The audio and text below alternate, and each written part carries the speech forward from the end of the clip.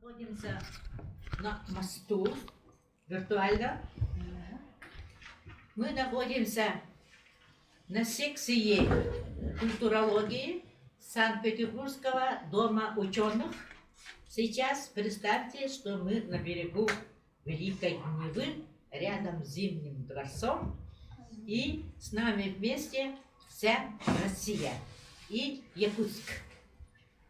И сегодня наш семинар организован по инициативе профессора Санкт-Петербургского университета Аудоров Кристины Йосифовны. Она доктор философских наук и в настоящее время ведет у нас специальные курсы для студентов Арктического государственного института культуры и искусств. Притом ведет очень интенсивно, в день 4-6 часов. Ее деятельностью курирует проректор по учебной работе нашего института, кандидат культурологии, специалист по якутскому Олонхо, сама исполнитель Стрекаловская. Пожалуйста, поднимитесь. Она у нас, она вот молодой специалист, по идее была выращена Арктическим институтом. Вот, и также мы сегодня находимся в нашей аудитории 219, который нам позволяет вести подобные мосты. И здесь как раз вот за этим столом и ведет свои курсы автор Кристина Йосифовна. Нас электронную связь поддерживает Валентин Валентинович Черкашин. Твоя должность сейчас какая? Директор Центра цифровизации. Вот, директор Центра цифровизации. Буквально вчера он принимал министра Дальнего Востока Чекункова, еще Грефа. В общем, всех, кто к нам в Якутию приезжает, всем своей информацией делится Валентин Валентинович Черкашин. На таком высоком уровне мы сегодня начинаем наш мост. За этим мостом, на той стороне, вот мы видим нашу землячку Наталью Климовну Харлампиеву. Она тоже преподает в Санкт-Петербургском университете, факультете международных отношений, и выпускает наш журнал, которым мы гордимся, «Культура и искусство Арктики». Так, далее Вера Заборова. Она секретарь, вот она, собственно говоря, и организовала наш сегодняшний семинар, организатор. Буквально недавно, в прошлом месяце, мы были в Санкт-Петербурге, как раз вот около Невы, на берегу Невы. Садитесь, пожалуйста, располагайтесь. И присутствовали на серьезном 11-м симпозиуме международном, именно по понятию культуры. Так, далее у нас еще, наверное, остальные гости еще будут себя проявлять. Процессы нашей работы у нас здесь присутствуют. Активные, постоянные члены секции культурологии Санкт-Петербургского дома ученых.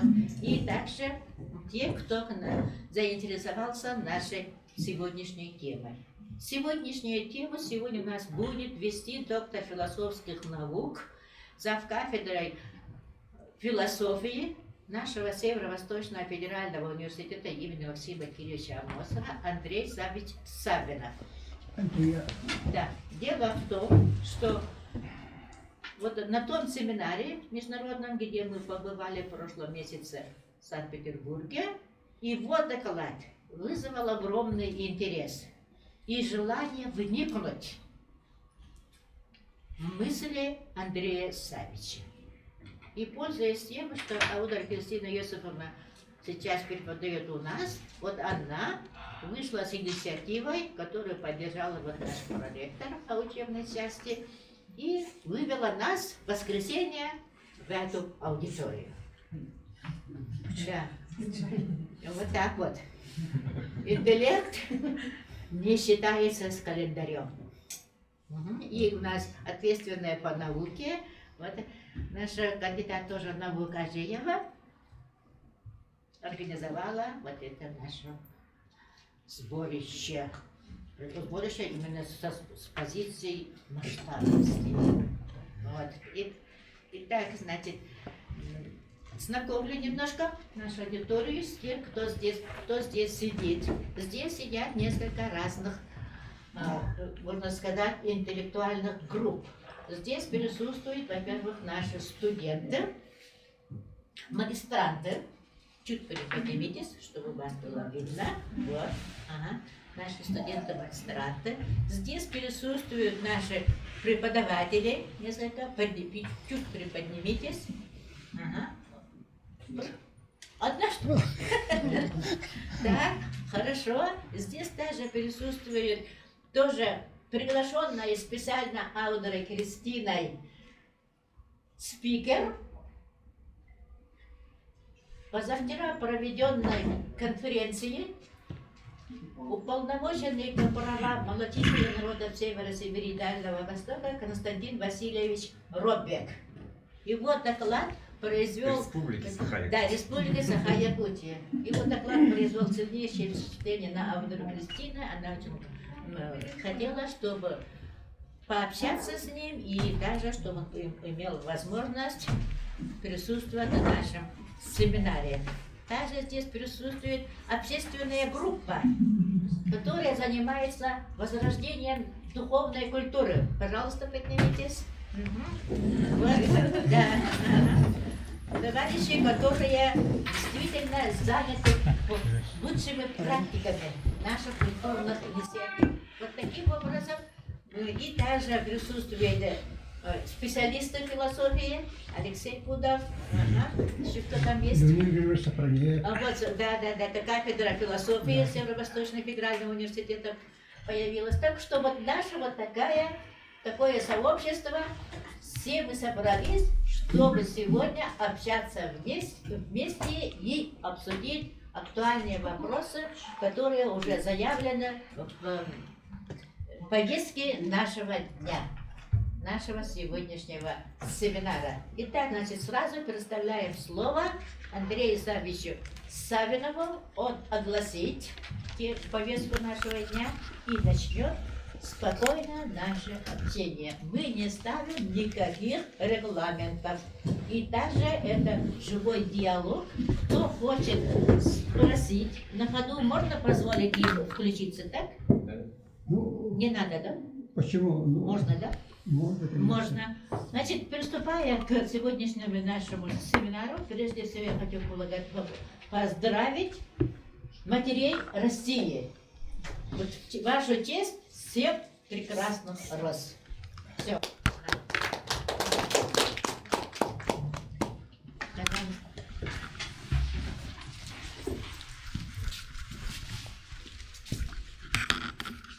Так, ну нормально так, да? Надо будет немножко передвинуть, чтобы...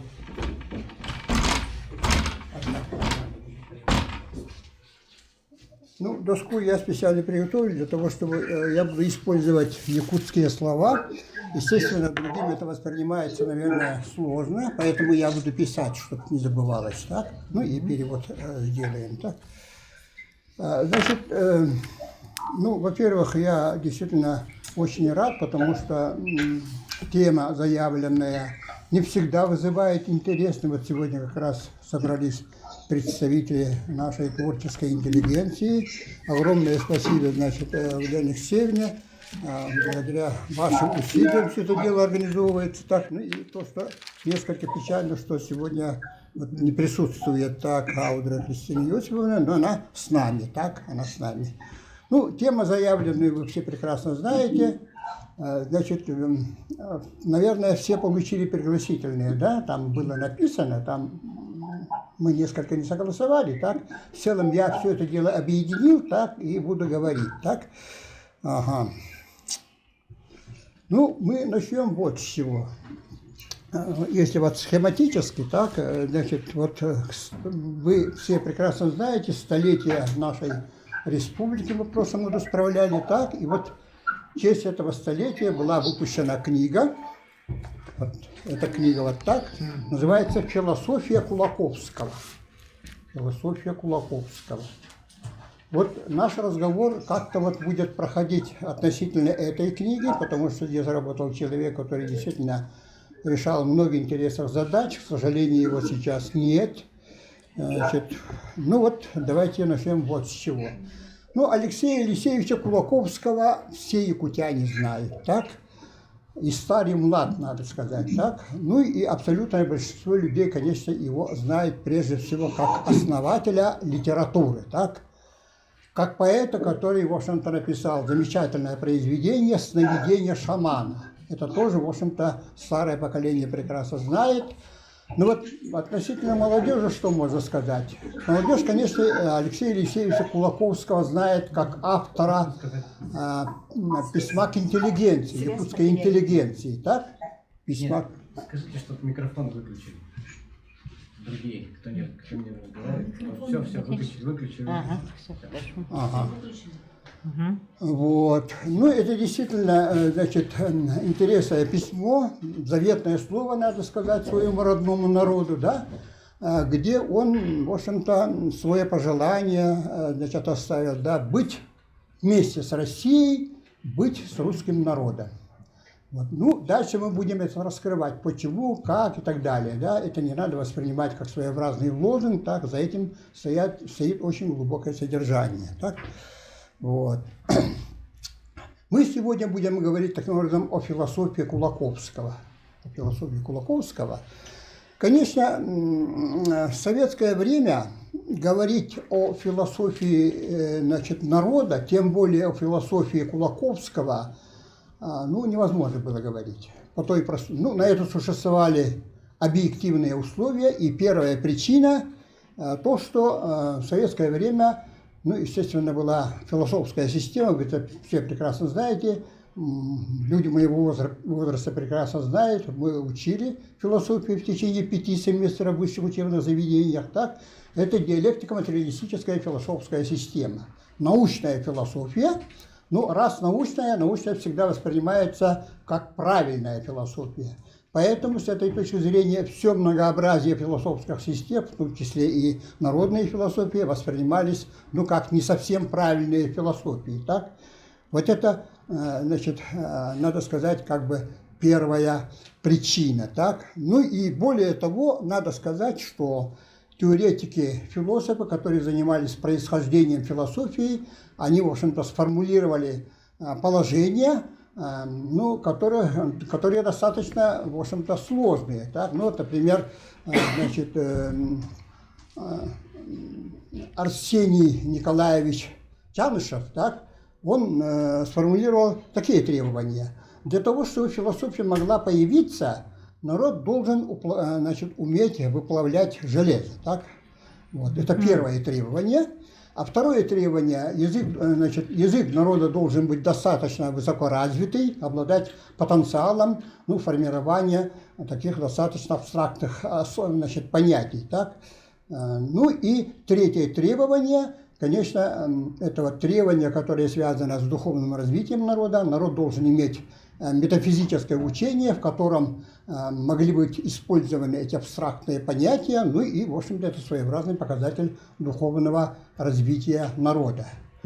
Вот такие вот требования. Конечно, не все народы могли удовлетворять этим требованиям. Ну, надо сказать, что культура народа Саха в полной мере соответствовала всем этим требованиям, но даже такой большой авторитет для нашего народа, и не только для нашего народа, так, Аксентий Егорович Мординов напрямую не мог говорить о философии народа Саха. Так? Ну, значит, я говорю большой авторитет не только для нашего народа, потому что, во-первых, значит, Аксентий Егорович, по-моему, 42 годам защитил докторскую диссертацию, так? Я просто поинтересовался, спрашивал философов, так, таких было меньше 10 человек. Да. Да.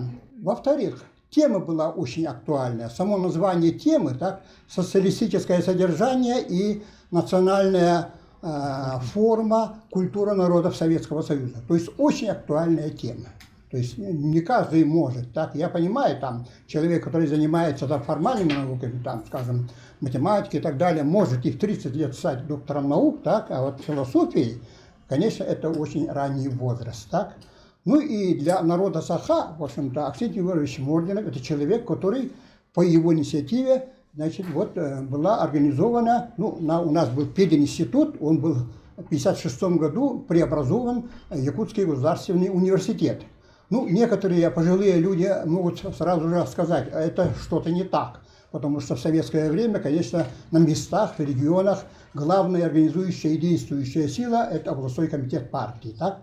Поэтому тут как будто Андрей Савич, значит, несколько другими вещами занимается. Так вот я хочу оправдываться и сказать, что в 1956 году проходил 20-й съезд Центрального комитета, так, где якобы был разоблачен культ личности Иосифа Виссарионовича Сталина, так, но вот как-то это заслонило ту, так сказать, задачу, которая была поставлена именно в этом съезде, что развитие страны Совета будет проходить за счет восточных районов. Так?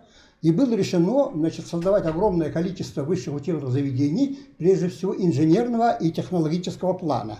Вот в этих условиях обком, скажем, Якутский обком партии никак не мог проявить инициативу об организации Якутского университета. Поэтому я должен еще раз сказать, да, это была целиком и полностью огромная заслуга нашего профессора, значит, вот, Аксентия Григорьевича Мордина. То есть это был действительно очень большой авторитет, так, не только для нашего народа, так, но тем не менее даже он не мог заикнуться о народной философии. Так. А вторая причина, я бы сказал, достаточно веская причина, она связана с тем, что те, которые занимаются математикой специально, прекрасно знают, что в начале века были обнаружены противоречия теории множеств, так, то есть фундамент всей математики. То есть до этого люди всегда воспринимали то, что доказано математикой, это доказано раз и навсегда. Так? А тут получается вот такие вот противоречия. Да? Ну и лучшие умы человечества взялись создавать различного рода программы по разрешению этой проблемы. Так? Ну, в частности, Давид Гильберт так, взялся за эту программу. В общем, по-моему, 3 или 4 программы были созданы, так? Ну и люди начали интенсивно работать. Но в 1931 году австрийский математик Курт Гёдель, значит, доказал 2 теоремы. Так? Первая теорема о непротиворечивости, вторая теорема о, значит, неполноте. Ну, первая, наоборот, о неполноте. Да? Ну, смысл очень простой. Значит, в математической теории существуют истины, которые в системе наперед заданных аксиом могут быть и не доказаны, и опровергать невозможно. То есть применительно вот к нашей ситуации культуры народа Саха можно было бы так сказать. Значит, утверждать, что народ обладает философией, это одно. А вот доказать, что существует философия, это совсем другое дело. То есть народ может и не располагать средствами, которые позволили бы доказать существование философии народа Саха. То есть вот такая очень серьезная проблема была. Так? Вот. Ну, если дальше продолжить, конечно, у любого народа самое большое богатство – это, конечно же, родной язык. Так? Потому что это богатство, которое соединяет прошлое, настоящее и будущее. Так? Вот. Ну, когда мы говорим о прошлом, ну, применительно, скажем, к сообществу народа Саха, так, надо сказать, что у нас, ну, вот, в формационной системе у нас не было рабовладельческого строя, так, у нас не было, значит, феодального и капиталистического, ну, по тем временам, так. Поэтому, когда мы говорим о прошлом, имеется в виду, прежде всего, первобытное общество, так, и по самым современным данным, в общем-то, возраст, это примерно не менее 100 тысяч лет, так? Не менее 100 тысяч лет. Ну и, конечно, современных людей это интересует прежде всего тем, что, значит, глубинных, значит, уровнях народного языка могут иметься, в общем-то, первичные смыслы, так? Изначальные смыслы, которые сегодня не видны. Они находятся в скрытом состоянии, так? В неявной форме они существуют, так? В общем, их не видно, да? То есть, равным образом мы можем сказать, что в глубинных уровнях человеческой психики должно существовать нечто, которое связано с этими, значит, первосмыслами. Так? Вот применительно к этой ситуации говорят о ментальной схеме проявленности. То есть возникла задача перед исследователями вот, вытащить и сделать явным неявное, значит, видимым невидимое, ну, значит, тайное сделать открытым. Так? Вот такая вот задача. То есть в общем-то, найти фундаментальную схему проявленности. Вот такая задача возникла, да. Ну и, значит, надо сказать, что народу Саха очень сильно повезло, так? Повезло, во-первых, потому что, в общем-то, хотя и на уровне научного сообщества никто никогда не говорил о существовании, скажем, народной философии, тем не менее, передовые представители интеллигенции всегда были убеждены, что народ имеет действительно свою философию. Так? Это вот первый, очень важный момент. Так? А второй, очень важный момент, это то, что значит, нашелся метод, который позволил обосновать вот этот момент. Так? Вот этот метод был разработан, я о нем специально буду говорить, так? Ну, называется метод, условно можно назвать, метод мировоззренческого анализа. Метод мировоззренческого анализа. Наконец, третий момент, это, значит, был человек, который был не только носителем народной философии, так, а он сумел творчески развить эту народную философию и создать свою философию, так, свою философию. Это, значит, вот Кулаковский Алексей Елисеевич, так, Кулаковский Алексей Елисеевич, вот. Ну и четвертый момент, и мне кажется, это очень важный момент, так, значит, ну, в интеллигенции всегда находятся ученые, люди, которые болеют, и вот нашелся такой человек, значит, который болел, значит, поиском, нахождением этих первосмыслов. Так? Ну, обычно таких людей много, но, к счастью, этот человек оказался специалистом в области лингвистики. Так? Значит, это вот Лазарь, значит, Андреевич Афанасьев. Так? Он кандидат филологических наук. Так? Вот. Ну, я вот в связи с этим несколько прошу извинить за нескромность, так, то, что я тоже немножко интересовался, немножко болел, но я, к сожалению, не филолог, так, не лингвист, базовое у меня образование физика, так, ну, естественно, я применил вот для решения подобного рода задач вот формально-математический метод, так. Ну, и этот, в общем-то, метод позволил войти в двухчастную структуру мира. Двухчастную структуру мира, она, конечно, очень важна, эта двухчастная структура мира. Почему? Потому что, в общем-то, человеческое мышление, видимо, оттуда начинает формироваться, да, поскольку с двухчастной структурой мира связана, значит, вот, дуалистические противоположности, так. То есть, в общем-то, это достаточно много дает, да, и были, значит, найдены такие важные понятия, как счастье, так. Причем оказалось, что мужское счастье и женское счастье отличаются друг от друга. Так? Дальше судьба мужская, тоже мужская, женская отличается друг от друга. Так? Вот. Мучение. Так? Дальше, ну, те, которые занимаются культурологией, прекрасно знают, что в ранние времена, в первобытное время, да, были такие фундаментальные понятия, но в европейском смысле это космос. Это не тот космос современный, да, а космос вот в таком смысле, да. Противоположное понятие хаос, да. Вот такие понятия тоже были найдены, так. Поэтому, ну, кое-что было сделано. Но, к сожалению, вот этот метод оказался достаточно ограниченным, так. То есть он не мог позволить выйти к трехчастной структуре мира, так, к 5, 7, 9-частным структурам мира. То есть метод оказался внутренне, так сказать, ну, достаточно ограниченным. Хотя, в общем-то, надо сказать, что на этой основе можно было сформулировать основной вопрос философии, как раз в моей докторской диссертации это и было сделано, да? То есть основной вопрос философии можно было сформулировать в формально-математической форме. Да? Но, тем не менее, метод действительно оказался ограничен. Да?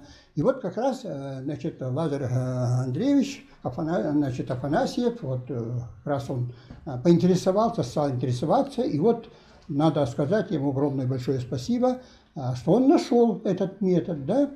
Вот этот метод связан с именем Лукьянова Анатолия, значит, Евгеньевича, который в 1978 году, это, в общем-то, достаточно далеко, тогда совсем молодой человек, ему было всего лишь 30 лет, так? Он написал замечательную книгу под названием «Возникновение философии в Древнем Китае и Индии». Так? Вот. Ну и вот в этой книге он как раз и разработал вот этот метод, он этот метод ну, никак не называл, так, но вот Трисет назвал методом мировоззренческого анализа. методом мировоззренческого анализа, и этот метод позволяет выйти к ментальной схеме проявленности. Так? Ментальной схеме проявленности. Итак, значит, Терис вот как раз вот свой метод применил, так, применил к творчеству. Ну, в общем-то, обратиться ко всей словесности, это, в общем-то, дело безнадежное, так, это, в общем-то, задача нерешаемая, так. И вот он знал, что поэтическое творчество Кулаковского характеризуется двумя моментами, так. Первый момент – это, значит, фольклорность, и второй момент – это мифологичность. Вот два момента, да. Ну, фольклорность означает, что, значит, поэтическое слово Алексея Алексеевича Кулаковского, так, ну, изоморфно, скажем, народному языку, народной поэзии. Так? То есть, исследуя его творчество, можно было вытащить эти изначальные, первоначальные смыслы. Так? Вот. Ну, он, конечно, не ограничивался поэзией, значит, Кулаковского, он исследовал достаточно плотно героический эпос Олонхо. Так? Ну, а что касается мифологичности, так? По мифологии, в общем-то, мы знаем такого авторитета, как Лосев, так? Алексей Федорович, так, вот он говорил, что содержание раскрывается при помощи трех элементов. Так? Это слово, история и личность.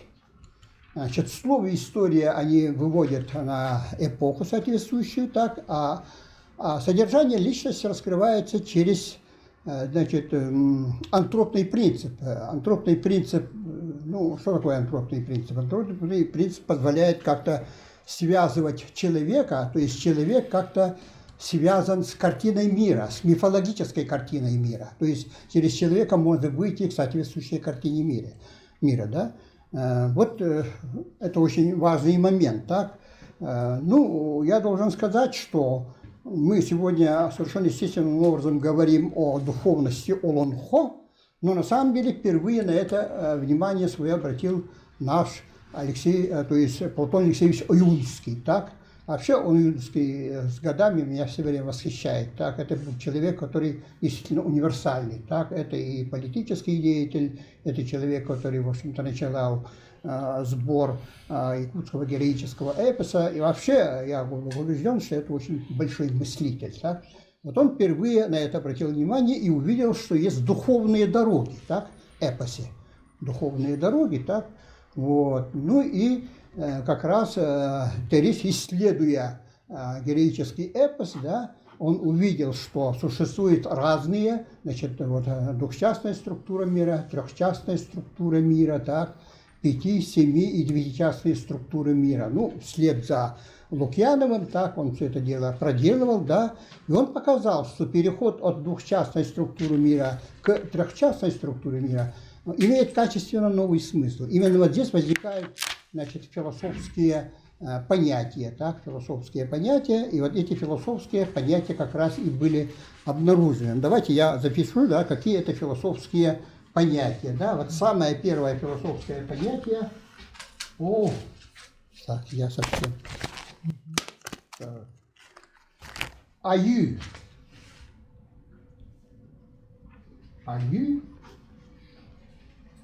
ну, люди по-разному интерпретируют. Вот недавно Борисова интерпретировала в своей монографии АИ вот, в европейском смысле как синтез, да, истины, так, справедливости и добра. Так? Ну, чисто в якутском понимании я бы так сказал. Это есть законы бытия человека в серединном мире. Так? Законы бытия человека в серединном мире, ну, в общем-то, они никем не придуманы, кроме как божествами АИ. Так? Вот. Ага. Это вот первое такое фундаментальное понятие якутской народной философии АИ. Да? Дальше следующее понятие кихитии. Кихитии. Ну, легко переводится очеловечивание, да? Очеловечивание. Вот в народе Саха испокон веков всегда говорят, что человек в течение всей своей жизни очеловечивается, да? Ни один якут, истинный якут, никогда не скажет, что я стал человеком, так? Он в течение всей своей жизни очеловечивается. Вот это значит, понятие кегетии, да? Кегетии. А следующее понятие, значит, называется сер. Сер. Сер. Ну, вот более адекватно это можно перевести как нравственные нормы, наверное, так? Нравственные. Чуть развернуть, чуть-чуть сюда. Оп. Ну, вот я боюсь, что там А, да, там можно. там не будет отсвечивать. Видно, видно, все равно угол небольшой. Вот, да. Видно, да? Видно. Ага. Ага, вот я бы хотел специальным образом остановиться на этом понятии, потому что, ну, мы всегда знаем множество разного рода этических учений, да, существует множество категорий учения, да. Вот в якутском понимании нарушение сер это означает несоблюдение закона ПАИ. Если человек не соблюдает законы АИ, он нарушает сер. Вот в этом смысле я просто хочу лишний раз подчеркнуть вот это знаменитое произведение Кулаковского, да, «Сновидение шамана», так, «Сновидение шамана». Вот он приходит к выводу, что крупные народы, да, цивилизованные народы, они, вот я не смог найти слово абаатии, вот наиболее близкий перевод на русский язык, это, скорее всего, происходит как бы... Сатанизм, наверное. Жестко слишком. Слишком жестко, да? Душа очерствеет, да? Очерствение души, как бы, да? Но здесь не совсем точно, потому что это не превосходная степень, так? Не превосходная степень. А абаатии означает, ну, человек становится похожим на дьявола, да? То есть народ становится. То есть они достижения человечества, да? Достижения человечества по законам АИ используют для разрушения, для уничтожения человеческого в человеке. Вот это один из главных выводов, сделанных вот, Кулаковским в своем великом творении, да? Но он говорит, в общем-то, сопротивляться этому бесполезно, это данность. И народ Саха должен считаться с этим, так? Чтобы иметь завтрашний день. Ну, мы малочисленный народ, нам надо выжить, так, иметь завтрашний день, и вот для этого мы должны что делать? Должны прежде всего, значит, актуализировать то, что они достигли в смысле образования. Не в смысле технических достижений или технологий, а в смысле образования. То есть мы должны, значит, вот очень плотно заниматься образованием. Вот как раз это дается четвертой категории, называется эта четвертая категория, значит, этити. Этити. Якутски это вот так пишется. Этити. Значит, вот русский аналог, вот я, в общем-то, много поискал, так, ну, русский аналог это всего, значит, вот у меня написано, да, где-то, так, никак не могу запомнить, так, это, ну вот,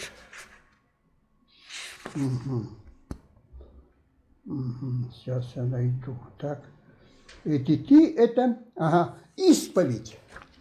Исповедь человека, причем, ну, когда говорят исповедь, человек всегда говорит истину, да, так, то, что в душе, да, а в данном случае исповедь под влиянием высших сил, божеств.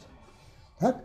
Вот эта категория очень важная, потому что Кулаковский в дальнейшем, да, развивая свою философию, он показал, что из этого понятия возникает другое понятие, очень важное понятие, это учение или образование, да?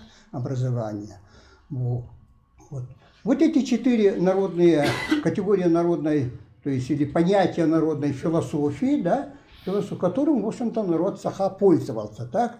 Но я должен прямо сказать, что если проанализировать эти понятия, мы увидим, что, в общем-то, человеку принадлежит, ну, несколько пассивная роль.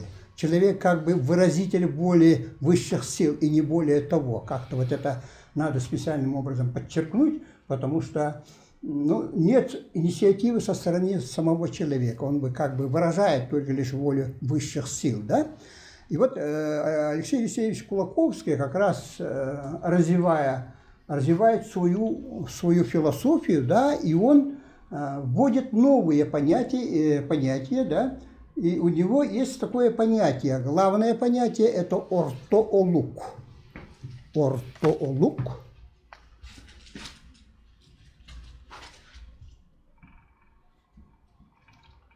Ортоолук. Олук что? Олук. Олук. Олук. Олук? А. Олук. Значит, вот его произведение по-якутски называется, значит, ну вот перевод я скажу, да, перевод был выполнен, значит, о, Господи, что-то у меня из памяти все это выскакивает. Так, Башарин перевел, так, очень тоже большой авторитет, да, он перевел это как благословение среднего поколения. Благословение среднего поколения, так? Ну, Терри сказал, что, в общем-то, перевод неправильный. Почему? Потому что речь идет не о благословении среднего поколения, вообще нет среднего поколения, так? Речь идет о благословении старшего поколения. Вот благословение направлено на молодое поколение, да? То есть жить правильно, так? Вот. А разве не речь идет о 50 лет? Ортопоколуктен. Когда исполнилось 50 лет. Вот как раз вот такой перевод есть ортопоколение, да? Ортолог – это средняя поступь, да? Средняя. То есть не быстро и не медленно, да? Ну, а если перевести правильно, так? А если перевести содержательно, речь идет о том, что человек должен вести себя правильным образом. Так? То есть вот здесь Кулаковский очень большую роль отводит деяниям человека. То есть судьба человека зависит от его деяний. То есть человек на себя берет очень большую ответственность за свои деяния. Вот как раз категория ортоолук об этом говорит. Да? От человека очень многое зависит. Так? Если вот в народной философии это не совсем так, человек все-таки пассивный элемент, да, а вот здесь он на себя берет очень большую активность. Да? Что должен делать человек, чтобы выжить, чтобы иметь завтрашний день? Да? Ну и, в общем-то, вы хорошо знаете, как бы приложением вот этого поэтического произведения «Сновидение шамана» является письмо якутской интеллигенции. Да? И там очень хорошо, в общем-то, написано все, что нужно делать народу Саха, что осваивать, какие технические достижения, какие технологии. Ну, в целом все это сводится к тому, что главное, что должен взять народ Саха от больших народов, это прежде всего их знания, научиться, значит, обрести такое качество учиться, да?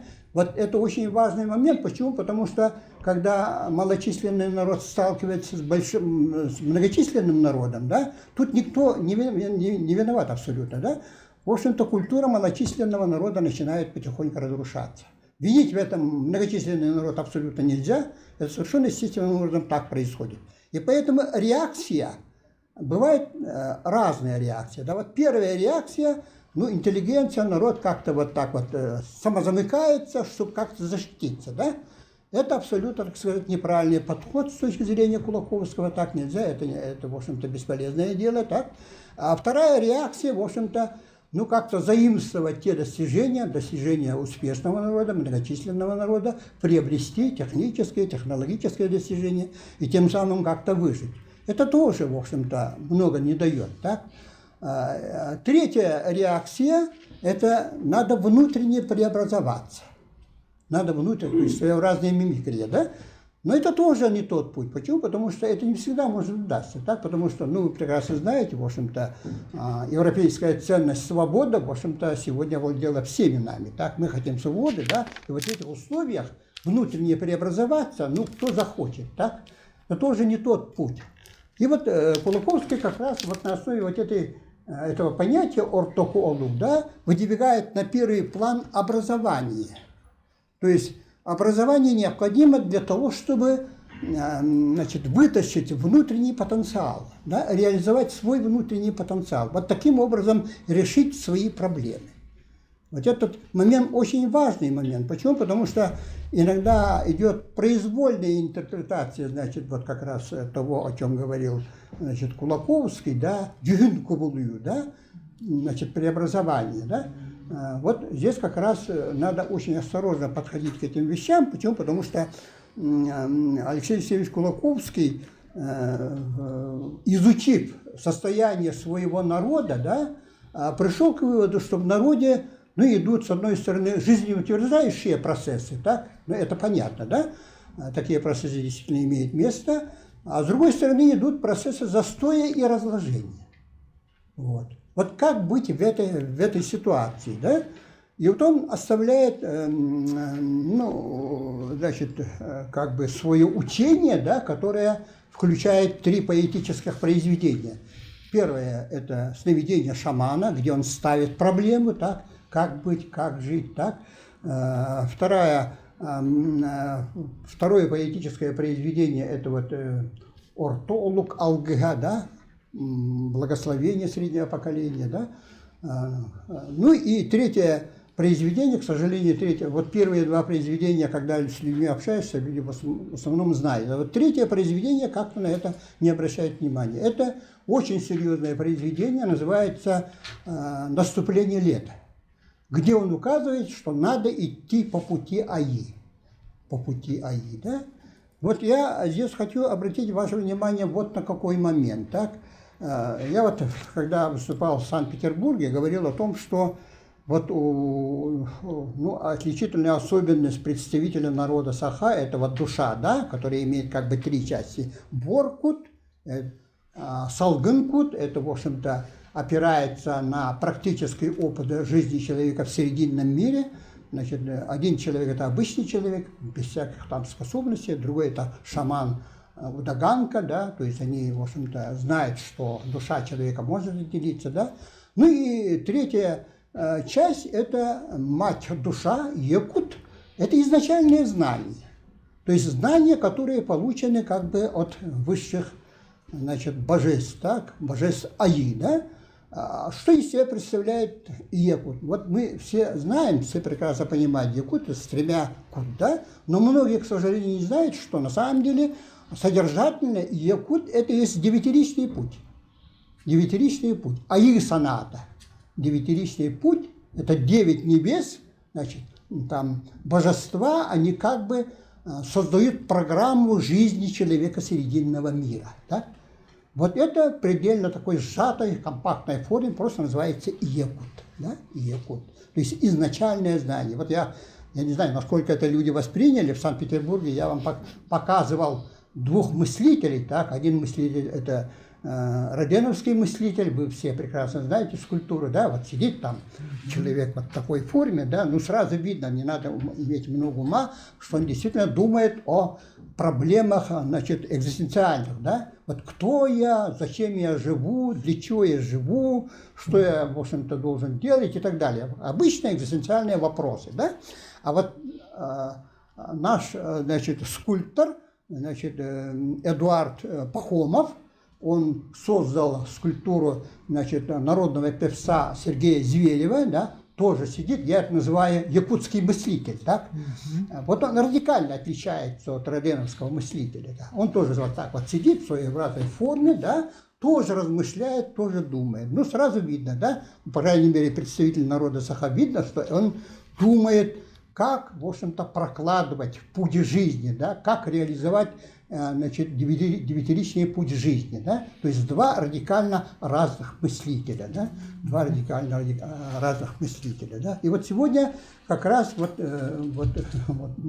тема у нас называется «Истоки», да, истоки ментальности народа Саха. Вот трагедия наша в чем состоит, так, наша трагедия состоит в том, что мы, конечно, после 17 года народ, не только народ Саха, огромное количество малочисленных народов России, российской территории получили, в общем-то, очень много позитивного, да, все мы стали образованными и так далее, да, но, к сожалению, вот, например, народ Саха потерял вот свои изначальные, как бы, знания, да, в каждом из нас это сидит, но мы к этому делу относимся очень формально, да, все говорят якут, а что за этим стоит, мало кто знает, да, вот, ну, вот как раз на это и акцентировал свое внимание вот Алексей Алексеевич Кулаковский, да. Ну и, значит, вот в своей книге, да, вот если обратиться к истории, вот здесь вначале я написал специально, да, всю историю всего этого дела. На самом деле Терес должен был защитить докторскую диссертацию, на самом деле, в общем-то, он все это дело приготовил, но так уж получилось, видимо, судьба была такая, видимо, народ Саха тогда был не готов принять такую работу, да, ну и, в общем-то, как честный и благородный человек, значит, Терес не стал дальше, в общем-то, добиваться, так он плюнул на это дело, мягко говоря, да, ну и, в общем-то, я вот к столетию, да, вот, скажем, нашей республики, нашей государственности, да, вот мы сумели выпустить эту книгу, так. Ну, я должен честно сказать, что потом все равно были обнаружены кое-какие ошибки, так. Вот я, значит, сделал подарок как бы от имени кафедры философии, значит, вот Дом ученых Санкт-Петербурга, ну и мы поправку сделаем, конечно, так. Вот. Ну вот такие вот моменты, да, я бы хотел вот вам рассказать, да.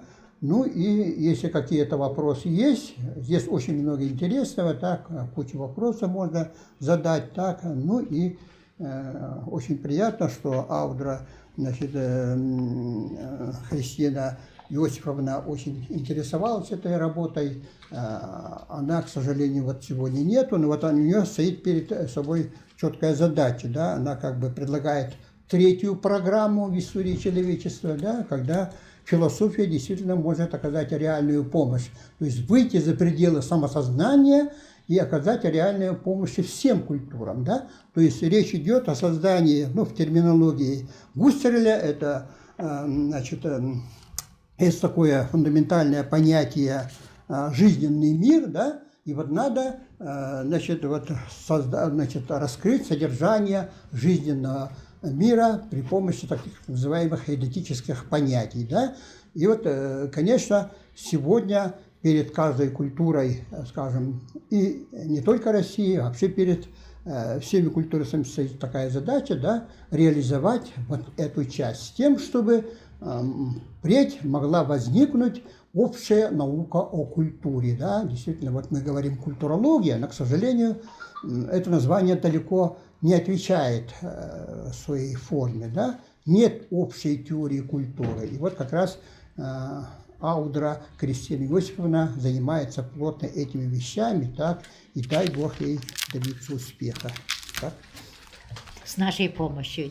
Ну, мы попытаемся, конечно, что-то попытаться сделать, но как получится, это уже от нас мало зависит, наверное. Это, видимо, высшие силы нам, если помогут, так, мы попытаемся что-то здесь предпринять, так. Вот такие вот моменты, так. Да. Можно вопрос задать? Секундочку, друзья. Ага. Сейчас все будем задавать вопросы, дискутировать, общаться. Выступление у нас прозвучало исключительно виртуозно, я бы сказала. Так ведь, да? Это удивительно. Я не ожидала, что у вас будет такое яркое выступление.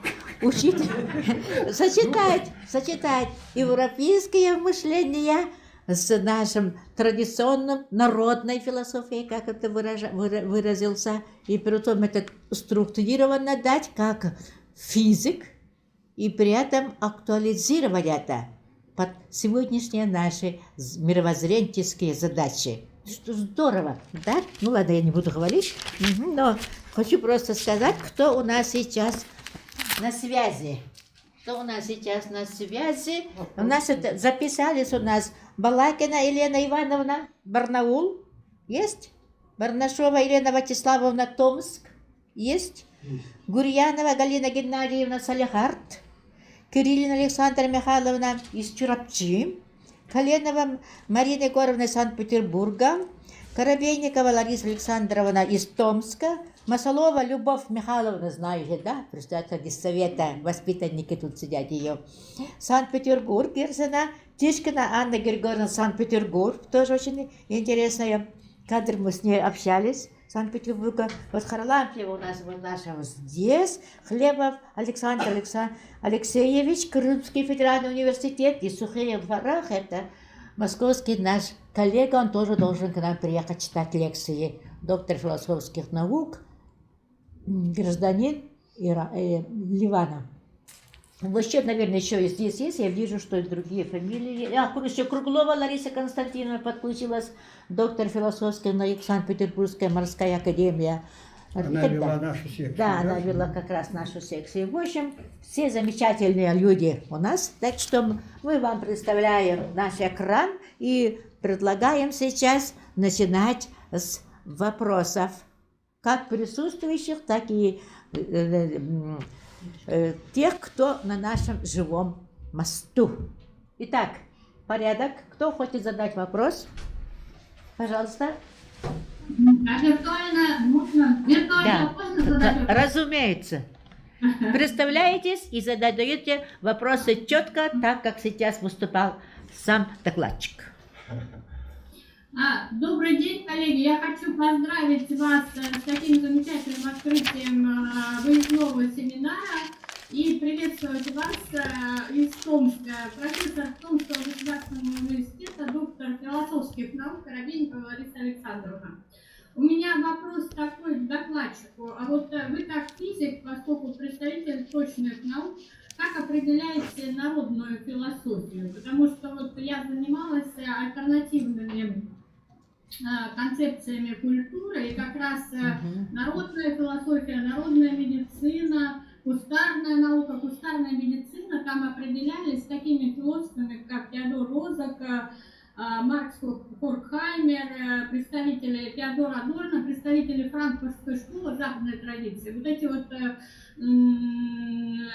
вещи определялись как околонаучные формы деятельности. А как вы определяете народную философию как физик? Спасибо. Спасибо, Лариса Александровна. Ага. Вы как раз этих подход еще рассказывали, также в этом выдвигали. Ага. Давайте, пожалуйста. Так, ну, очень приятно услышать, значит, вопрос профессора из Томска, так, я сам выпускник Томского государственного университета в 1976 году, окончил физический факультет, так, ну, а потом уж получилось так, что вот занимаюсь философией, так, ну, конечно, вопрос,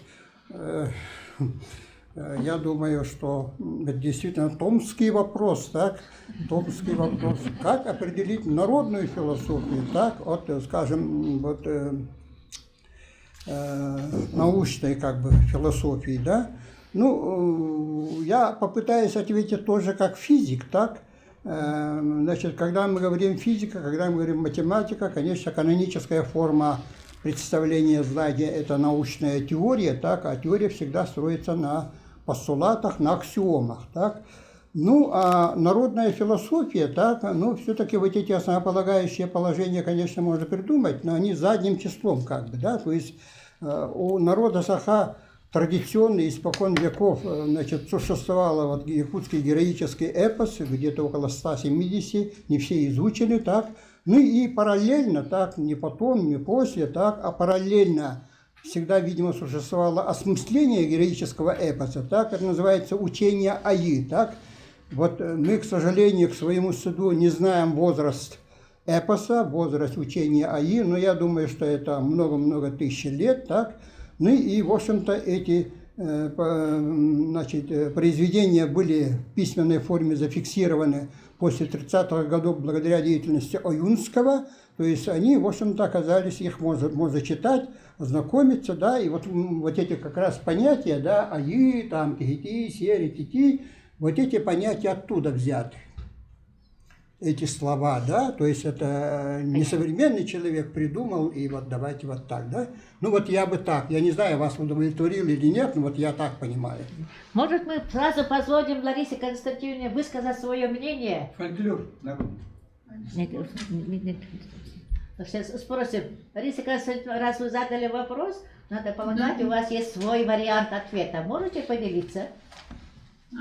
Нет, это уже делиться в дискуссии, а у меня еще один вопрос можно задать? Вот, хорошо. Гуссер, Эдмунд Гуссер, помимо концепции жизненного мира, у него концепция была такая эпистемология, то есть вот какова проблема демаркации мифологического мышления и рационального мышления, к которому вот на Западе относятся к парадигме которого на Западе относится философия. И вот как раз Гуссерль выделял эпистемологию, появление эпистемологии, которая обусловила появление классической философии. А до эпистемологическое, то есть до эпистемологическое мышление, это мифологическое мышление. Все-таки вот проблема демаркации, вот народная философия, она относится к мифологическому мышлению или к эпистемологии в определении Гуссерля, или она как-то смешивает вот эти вот две парадигмы. Так, Хорошо. Мне кажется, уважаемый докладчик очень должен ответить интересно на этот вопрос, потому что как раз вот он об этом говорил. Отлично. Отличный вопрос, давайте-ка. Вот я бы не хотел ответить на этот вопрос, потому что, честно признаюсь, да, мои мысли и думы были несколько другими вещами заняты, так, но вот благодаря, так сказать, деятельности Аудра Кристины я, в общем-то, поворачиваюсь к этим вещам, да, это очень важный вопрос, что вы задаете, так, но я бы сейчас воздержался ответить на этот вопрос. Это как раз проблема поднята. Вот мы ждем от вас дискуссии, вступления в дискуссию, Лариса Александровна. Вы возбудили нашу мысль. Так, дальше идем. Еще есть у кого вопрос? Пожалуйста. Я хочу как раз сказать, что вот я очень ценную мысль уловила в докладе, представленном уважаемым нашим коллегой, что как раз нельзя, наверное, так жестко разделять мифологическое мышление и рациональное мышление, потому что вот проблема всей, кстати, западной философии в том, что они как раз, начиная с Платона, пытаются найти вот место интуиции, интуитивного мышления в логике. И оказывается, в народной философии вот уже, мне кажется, найден такой путь синтеза логического и интуитивного мышления. И как раз докладчик очень интересно нам представил вот этот синтез. То есть мне кажется, что это очень перспективное направление для разработки русской отечественной культурологии как такой науки, которая синтезированно будет объединять разные формы знания о культуре. Я так думаю. То есть до опытные... Я хочу еще раз выразить благодарность за очень интересный доклад. Спасибо. То есть, спасибо. Вы, Хорошо, вы не уходите, Лариса Константиновна. Вы только начали размышлять и еще дальше вы то есть скажете. вы, значит, утверждаете, что роль доопытных, значит, структур сознания очень велика здесь в этом отношении. Да, Конечно, да. да. Ну, вот как раз западная философия пытается, особенно вот такие философы, как Анри Бергсон, французский философ, они пытаются найти место интуиции. И тот же самый Гуссерль, да, они пытаются вот понять место интуиции, что вот интуицию, вот это вот дологическое и внелогическое мышление нельзя исключать из процесса познания. И как раз вот западная философия пытается найти место иррационального в процессе рационального познания. Понятно. Хорошо, дальше идем. Вопросы, пожалуйста. Спасибо большое, Лариса Константиновна. Еще у кого есть вопросы? Здесь в эфире есть вопросы? Мы тогда можем дать микрофон присутствующим. Так, Аудра Кристина, у вас голос способен что-либо произнести? Она совсем развалилась, 39 градусов. Ой-ой.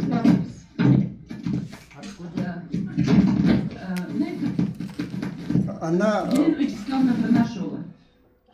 Кто выходит? Елена Вячеславовна. Пожалуйста, Елена Вячеславовна. Вы знаете, я хотела продолжить отчасти вопрос, который задавала Лариса Александровна. Видимо, Томичей как раз эта проблема волновала, потому что мы как раз как-то находимся между Западом и Востоком. И мне хотелось вот спросить уважаемого докладчика, который очень интересные вещи нам рассказывал и слушали вот просто жадно. Я хочу спросить, а вот мы пытались определить место, рождающееся, формирующееся якутской философии, народной философии, среди вот систем философских мировых, ну, скажем, есть та западная философия, которая строится, конечно, на рациональных основах и жестко отделена от мифомышления, и есть восточная философия, которую мы тоже все называем философией, но она включает значительные интуитивные и рациональные моменты в себя. Ну, в западной философии тоже попытки, там, философии жизни, Бергсон или там в России Лоский. Но вот даже русская философия, в период ее блистательного расцвета, Серебряный век, она уже была русской религиозной философией. То есть она включала в себя рациональный момент, и с точки зрения западной она не была строгой философией. Хотя я помню, когда такой вопрос задавали Сергею Сергеевичу Аверинцеву, он ответил, что да, наверное, с точки зрения западной философии, русская философия не является очень строгой такой обобщающей дисциплиной, но его нисколько не смущает, и он не считает, что это некий проигрыш, а может быть напротив. Я бы хотела спросить, как вы видите место якутской философии вопрос. Среди вот этих, в рамках вот этой парадигмы. Спасибо, Лена Вячеславовна. Вопрос понятен, пожалуйста, Андрей Савич. Ну, вопрос, в принципе, мне понятен, так? Ну, принципиальное отличие от восточной философии у нас заключается в том, что мы все-таки актуализируем, выносим на первый план именно земную жизнь. Так? Мы не отрицаем, что жизнь после смерти есть, так? Но это нас особо не волнует. Мы все мысли и думы, вообще народ Саха всегда считали это практичный народ, так? Очень практичное отношение к действительности, и наша задача главная, как организовать нормальным образом земную жизнь. А все остальное как-то это на второй план отходит. Вот в этом отношении наша философия ближе к западной философии, так? Ну, конечно, отличается от западной философии. Вот мое видение такое. Ну, а что касается вот амбиций, так, сделать так, чтобы все пользовались, ну, сверхзадача, чтобы народ Саха как-то выжил, имел завтрашний день. Вот сверхзадача. И не более. Надо вы хотите. Да. Нет, вы почему сами не подключаетесь? Нет, вы сами почему не подключаетесь? Не получается, что ли? Подключитесь, тогда мы вам придем слово. Хорошо, ясно. Хорошо, там Андрея Кристина подключилась. Пожалуйста, Андрея Кристина Юсуфовна, вы в состоянии? Да, Пожалуйста. Она очень идет ваша дискуссия. Я хотела некоторые комментарии к вопросу профессора Коробейниковой Ларисы Александровны из Томска. Вопрос отношения до предикативного и рационального мышления даже не у Гуссерля поставлен намного фундаментальнее. Я хотела напомнить работу Эрнста Кассира «Философия символических форм», который первый том – это язык, второй том – это мифология, третий вопрос – теоретическое познание. Вот как раз Эрнст Кассир этот вопрос очень фундаментально ставил как вопрос философии науки. Вот, поэтому тут, наверное, невозможно ответить так вот в двух словах. Это проблема даже. Вот такой комментарий. Спасибо большое. Кажется, мы глубоко загремели. Уже не понимаем этот язык философский, западной философии, но тем не менее продолжаем. Пожалуйста, у кого еще есть вопросы? Так, пожалуйста, Наталья, Надежда Климовна. Видеокняня, добрый день, уважаемые организаторы. Рада была сегодня послушать на родном языке понятийные аппараты, претендующие на философское видение, потому что мне это знакомо для того, чтобы понять на якутском языке в переводе на русский язык, как звучат эти чувства.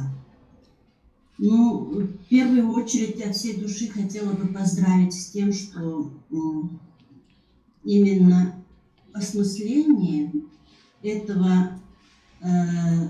работы Терис через эту книгу у нас нас появилась возможность рассуждать о аю, может быть, как религиозная составляющая философии якутов, обратиться к произведениям Алексея Кулаковского и понять эти 3 произведения для того, чтобы заявить методический анализ этих работ. Мне кажется, что это очень интересный подход, поэтому у меня один вопрос. Как бы можно было методически сформулировать актуализацию этой тематики? От этого зависит, наверное, скорее всего, в какую сторону мы можем дальше рассуждать. Вот это, мне кажется, важно. Если вопрос понятен, это вот с научной точки зрения я очень долго занимаюсь методологией исследования актуализации вопросов. На кафедре мировой политики тоже имею какую-то, собственную точку зрения, как научить в правильном направлении изучить тот или иной объект. Вот в каком плане вы предлагаете изучить объект аю для студентов, например? Хорошо. Ну, в принципе, мне вопрос понятен, так? Вот, конечно, надо, наверное, все-таки один к одному просто рекомендовать, что надо читать эти произведения, наверное, мало что даст, так? Потому что о каждом, значит, произведении надо комментарий делать, так? Озадачивать, так? И, как-то перевести на современный язык, чтобы было молодым людям понятно, так? Но вот все мы, видимо, плохо организуем время, так? Я вот уже 3-й год никак не могу взяться за эту работу. Но я надеюсь, когда-нибудь возьмусь за это дело, так? Я не знаю, там, сложно, так? То есть надо, конечно, захотеть взяться, но, к сожалению, у нас вот повседневность съедает, так? Вообще, да. В общем, проблема народной философии через творчество Алексея Кулаковского, как народного поэта Саха, первый раз поставлен на уровне методологического, культурологического семинара, поэтому говорить пока о завершенной, стройной методологии и методик преподавания сейчас, конечно, рано, но Надежда Климовна очень интересный вопрос, необходимый вопрос поставила, актуальный. Вообще, следует отметить, что мы сегодня с вами семинар организовали в день, праздник Олонхо нашей республики. И получается очень интересно, что именно философию Олонхо мы сегодня обсуждаем с ведущими философами нашей России и входим в диалог. В этом плане наш семинар оказался очень каким-то новым явлением. Новым явлением, когда мы не только говорим о Западе и Востоке, о философиях различных веков и их основных понятиях, влияющих на современное осмысление нашего жизненного мира и мировоззрения, плюс еще Якутия, как страна, которая себя позиционирует как север. Это северная философия, и не западная, и не восточная. Притом она имеющая свои глубокие методологические корни. Я говорю методологические потому, что мы рассуждаем с позиций коренных ученых, с позиции коренных ученых, владеющих еще дополнительными знаниями, исходящими из языка, из словаря, из мировоззрения, вот из ментальности народа, который тысячелетиями живет в условиях вечной мерзлоты, совершенно другого природно-культурного ландшафта. Поэтому сегодняшняя наша дискуссия приобретает различные направления, и в каждом направлении можно найти какие-то интересные аспекты, какие-то необходимость введения каких-то новых понятий, которые нам раскрывают возможность согласования наших позиций. Вот сейчас нам Андрей Савич ввел в науку 5 понятий.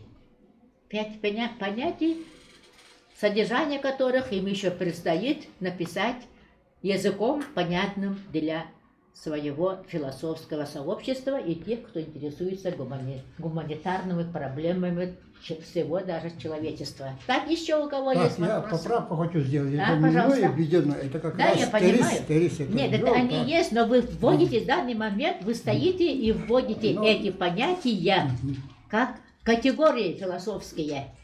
Значит, Вот в чем дело. Я хочу, вот позавчера к нам приходила Аудра Кристина Иосифовна, была, значит, в нашей кафедре, так, к сожалению, мы это не почувствовали, что она больна, так, к сожалению, так. Ну вот она там задала вопрос, очень интересный вопрос, так, я хочу, чтобы этот вопрос услышали, так.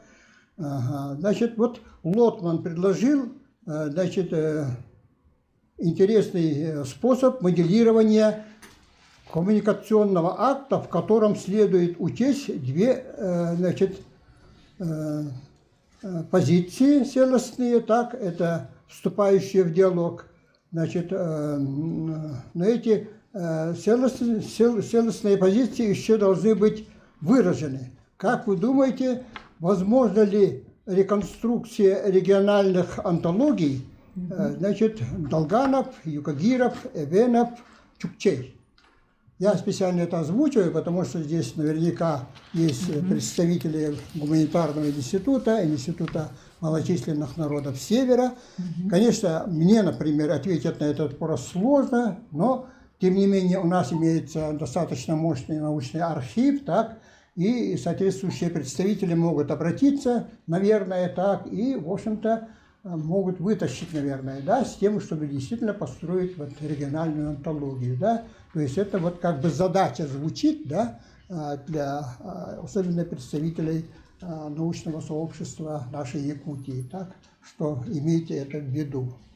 Да, это понятие региональной антологии вводится Аудой Кристиной Иосифовной, как говорится, на уровне философской интеграции различных философских теорий, и нам, конечно, очень трудно сходу осознать, в чем состоят содержание, форма антологии, свойственных конкретным этносам. Нам это сейчас трудно об этом даже рассуждать, поскольку у нас нет соответствующего интегрального понятийного аппарата. Вот введение, вот, допустим, этих 5 понятий нам уже позволяет говорить о региональной антологии, допустим, Саха. Нам необходимо, допустим, ввести, допустим, тоже какие-то понятия, свойственные мировоззрению Эвенов, допустим, именно им свойственные, сделать понятийным аппаратом, понятным для тех, кто рассуждает на эту тему. Это еще задача последующих, видимо, дискуссий, рассуждений. Сейчас я еще хочу спросить, у кого есть вопросы и какие-то дискуссионные предложения? Ульяна Васильевна, Алексеевна, если позволите. Да, пожалуйста. Пожалуйста.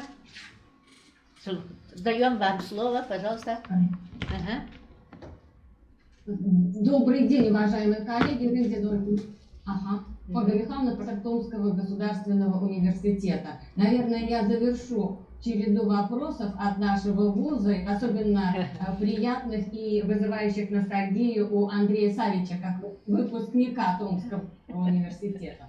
Хочу присоединиться к Кристине Александровне и поздравить с новой формой ведения семинаров, которые организует Аудра. Очень интересная форма, и мы имеем возможность видеть обстановку, то есть контекст, в котором происходит рождение новых мыслей в наших республиканских центрах. Это очень важно. Безусловно, каждая культура уникальна, культура каждого в себе своеобразная, неповторимая культура, я свою флору занимает здесь все-таки особое место. И очень приятно видеть философскую рефлексию по поводу понятия традиционного мировоззрения. Вот вопрос, что народная философия еще предстоит обосновывать и доказывать. Поэтому я буду пользоваться более привычным понятием этнической картины мира. И в связи с тем я хотела бы задать вот такой вопрос. Андрей Савич, как вы считаете, какова роль интерпретатора, когда мы говорим то мы предполагаем фигуру исследователя, философа, который традиционную картину мира доносит до нас. Вот какова роль этого философа-интерпретатора? И не может картина заменена концепцией самого интерпретатора. Вот, Спасибо, Ольга Михайловна. Кто-то там, выключайте, пожалуйста, свои микрофоны, когда говорит, кто это оратор. Ага. Спасибо. Так, очень хороший вопрос, особенно злободневный вопрос применительно к нашей реальности сегодняшней, так, потому что как-то в такой очень извращенной форме выходит я. Вот. Ну вот я хочу привести пример Тереса, да, который, когда создавал, восстанавливал, реконструировал, верование народа Саха, да, многие предлагали, вот давайте называть это тересизмом, так. Но это человек, который показал всем нам пример, как надо работать. Он 20 лет не выходил из архивов, так? Не выходил из архивов, так? И изучал. Он именно пользовался теми понятиями, теми, содержательными сторонами, которые вкладывали именно люди, так, народ, а не сам, да? Поэтому, конечно, очень трудно воздерживаться. У нас сегодня существует множество вариантов религии народа Саха, и у каждого есть авторство, так? И это очень печально, так? Потому что в конечном итоге то, что останется, то, что выдержало требованиям времени, это, конечно же, мысли и думы народа, да? Поэтому я думаю, что, конечно, это зависит от каждого исследователя, от интерпретатора, но он должен максимальным образом все-таки свое я свести на нет, так? Вот моя позиция такая. Ольга Михайловна, вы можете сразу высказать свое мнение. Да я согласна с мнением Андрея Савича, потому что эта проблема очень сложная, и она требует высшего пилотажа от того, кто будет разрабатывать эту проблему. Интерпретации традиционной картины мира народа. Это сверхпроблема. И еще у меня вот такой маленький дополнительный вопрос. Обычно речь идет при реконструкции картины мира о языке, о мифологии, о обрядовой сфере. Ведь якут народ сохранил мощную обрядовую сферу. Один праздник Исаак и его возрождение об этом свидетельствует. Вот учитывается ли обрядовая сфера при реконструкции народной философии, скажем так? Отличный вопрос. Спасибо большое, Ольга Михайловна. Пожалуйста. Ну, у нас этот главный обряд, это Исех называется, так? Раз в году мы встречаем, это общенародный праздник, так? Что я могу сказать? Основные ценности, основные материальные объекты, которые представляют ценность народа Саха, они связаны с этими обрядами, поэтому отнекиваться, наверное, очень трудно будет, но, тем не менее, философия все-таки это умение организовать жизнь человека, так? Поэтому вот, я не знаю, это будет, наверное, очень сложно. Как-то сказать, что нет, но в то же время и сказать да тоже сложно. Сложный вопрос. Ольга Михайловна, у вас есть на этот счет своя интерпретация? Есть, конечно, есть, Да. потому что говоря о народной психологии, об этнопсихологии, он подчеркивал 3 источника этой народной картины мира, народной психологии. Это язык, обряд и мифология. И недооценивать ни один из этих источников не следует. Тем более, что обряд не менее символичен, чем само слово. Просто тут действительно нужно научиться читать обряд, видеть символику действия. Не только слова, но символику предмета и действия. Но специфика как раз народной мысли, традиционного мировоззрения как раз и заключается, и это впервые подметил Левистрос, что народная мысль работает с образами, не столько с абстрактными понятиями, сколько с образами. А эти образы задаются через предметы, через действия. И мне кажется, недоучитывать этот источник тоже не следует. Все, спасибо, коллеги. Спасибо большое. Вероятно, на этот счет имеет свое мнение Алексей Григорьевич Пудов. Он писал как раз монографию, соавтор О менталитете народа Саха. Пожалуйста, ваши мысли. Мне понравилось вот то, что сегодня сказал Андрей Савич относительно философии перевода мифологических концептов в рациональные, да, современные концепты. И вот эта постановка перевода, это же чисто у нас якутский мифологический религиозная терминология. И идет сразу очень резкий переход к рационализации этих подходов. Мне вот сразу первое понравилось, когда вот Андрей Савич, я сейчас не смогу повторить, как переводится термин божество. Это божество просто в обыденном переводе АИ это означает одно из божества якутского пантеона. Ну, а их очень много, там больше десятка, да. И здесь сразу идет апелляция к этико-аксиологическому аспекту. Мне вот это просто сразу постановка очень показалась свежей и оригинальной.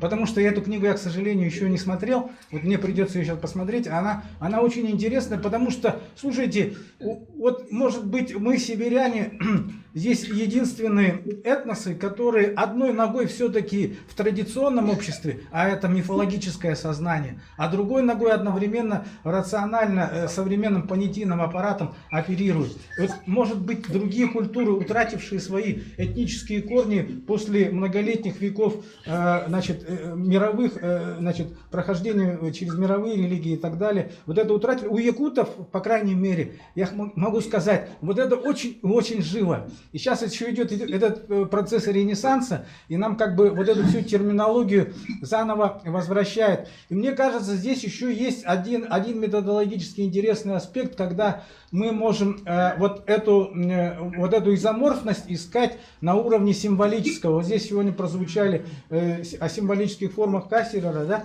то здесь вот как раз, мне кажется, вот этот мифологический символизм и универсальный философский символизм тоже нуждается вот в этом очень тонком, деликатном переводе. И вот это как раз проблема для наших современных северян, она очень актуальна. Потому что мы не хотим, чтобы были утрачены наши духовные основания. А все наши духовные основания, к сожалению, они все интерпретированы мифологически. И современной молодежи, например, вот это все перевести очень сложно.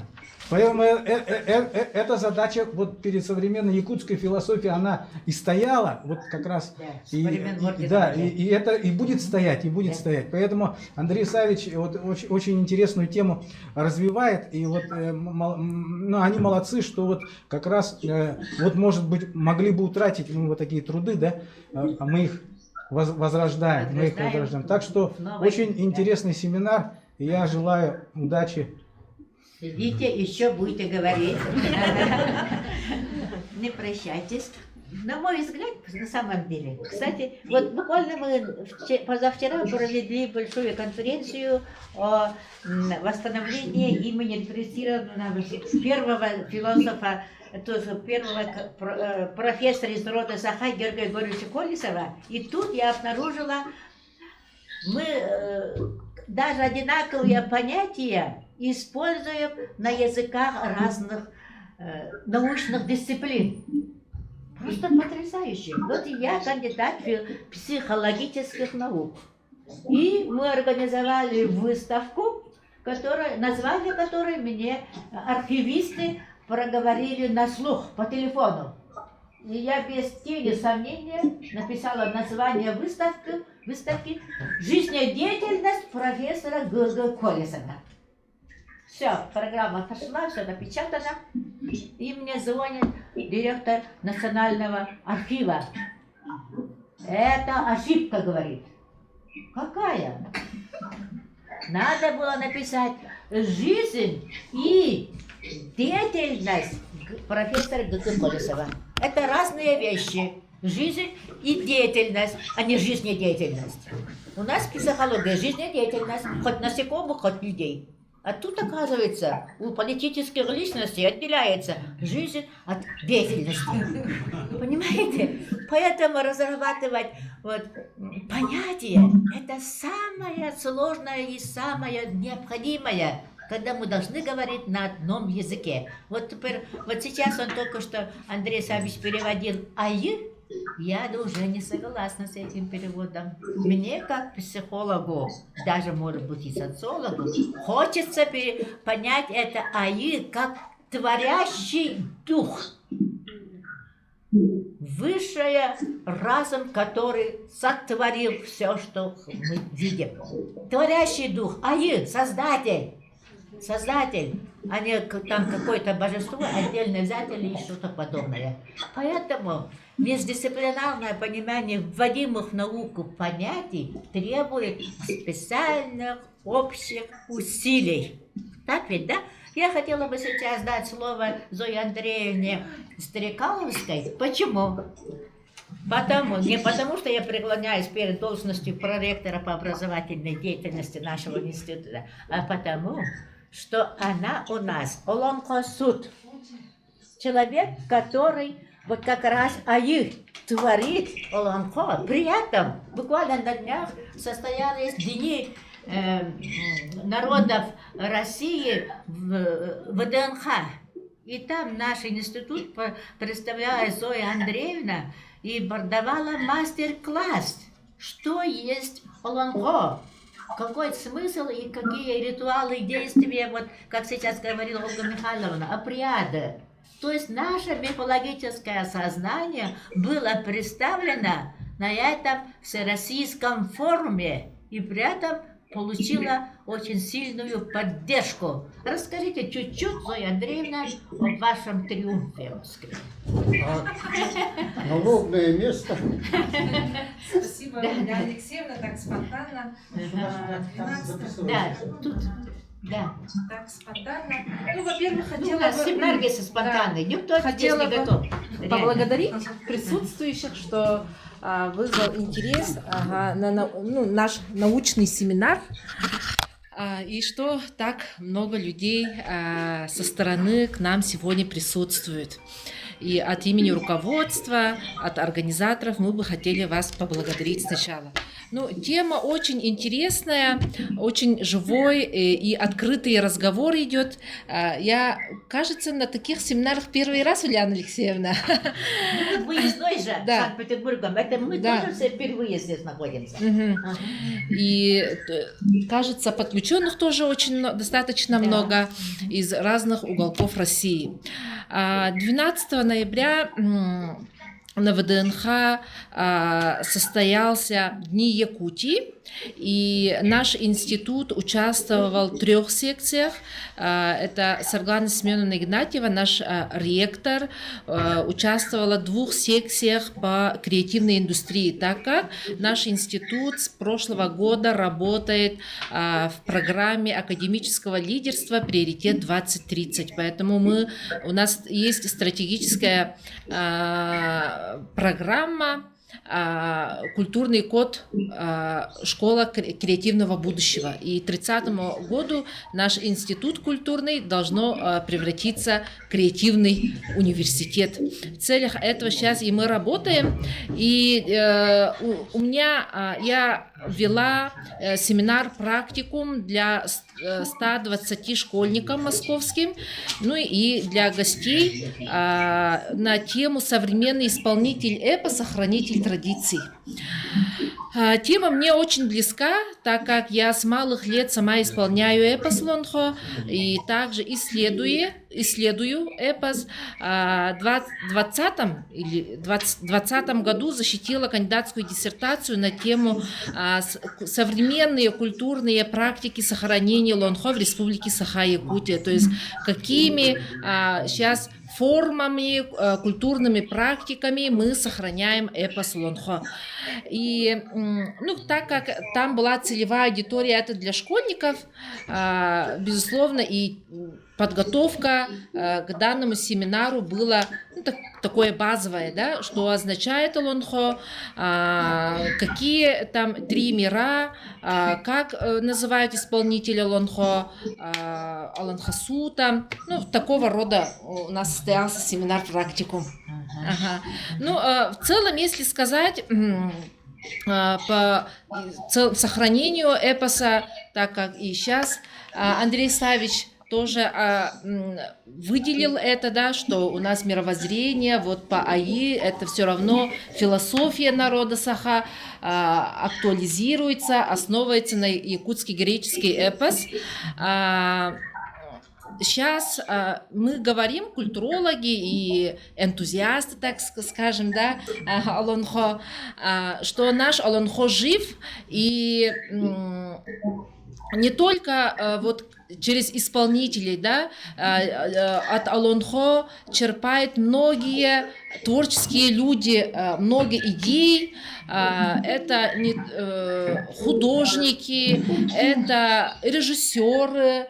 Мы со временем ждем и кинорежиссеров, возможно, и на основе эпоса Олонхо будут новые якутские кинофильмы. Сериалы могут быть.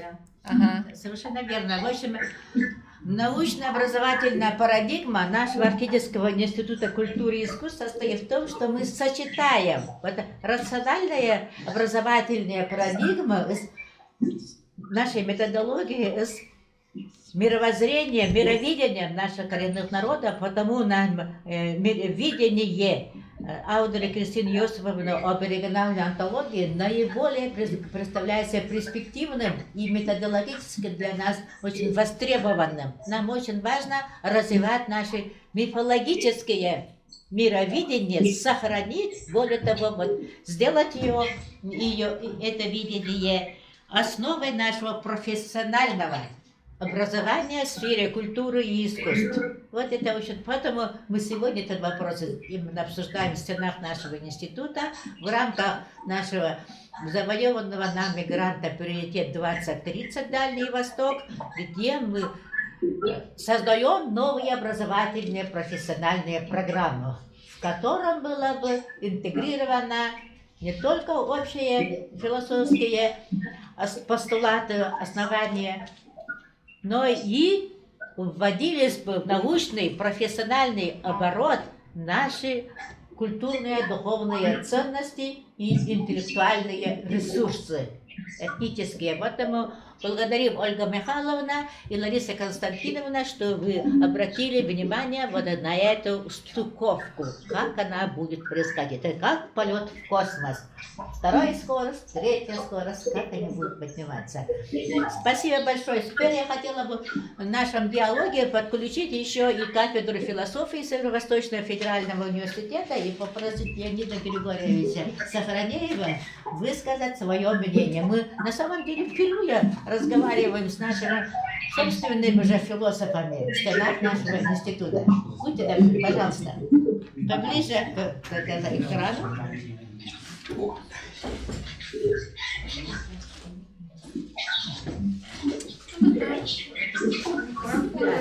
Там товарищ, вот гость, будьте добры, как-то закройте свой микрофон, ага. Добрый день, уважаемые коллеги. Действительно, тема очень важная и важная, собственно, для любого народа.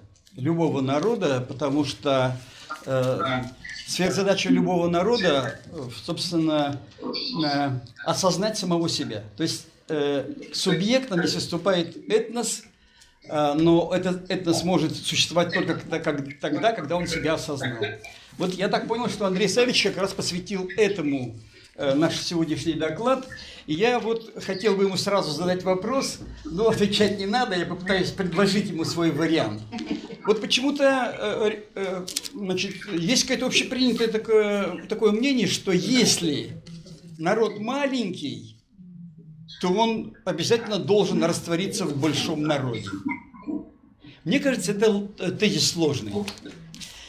Даже если какой-то маленький народ захотел бы раствориться в другом большом народе, то есть большой культуре, подавляющей, я думаю, что это невозможно. То есть осваивается внешняя сторона, но суть, вот то, что мы говорили вчера на кафедре, позавчера говорили, да? Да, что есть якобы так называемые культурные коды, это называют метафизикой, это называют тайной, вот, которую мы не можем, собственно, проговорить, но как бы она является сутью любого народа. И вот версия моя как раз заключается в том, что ни один народ, если он стал народом, а народ может существовать только тогда, когда у народа есть мифология. Это, по-моему, уже стало банальным тезисом. Вот. А для народа Саха мифология – это вот то, что гений Платона Алексеевича Алёнского заключается именно в том, вот я считаю, что это его главная заслуга, что он фольклор сделал письменным. Он ездил по улусам и записывал аланхасутов, переводил устное народное творчество в письменное. Собственно, с этого и начинается путь этноса к цивилизации. Вот он это сделал. А вот дальше уже появляется сверхзадача. Теперь вот это колоссальный духовный опыт любого народа нужно воплотить в религию. Это вторая стадия. Первая стадия мифологическая у любого народа. Вторая стадия религиозная. Третья стадия научная стадия. Но все контролирует, собственно, философия. Вот Андрею Савичу был задан вопрос, есть ли якутская философия? Мне кажется, да, но она не рефлексивная. Вот в самом эпосе там заложено все.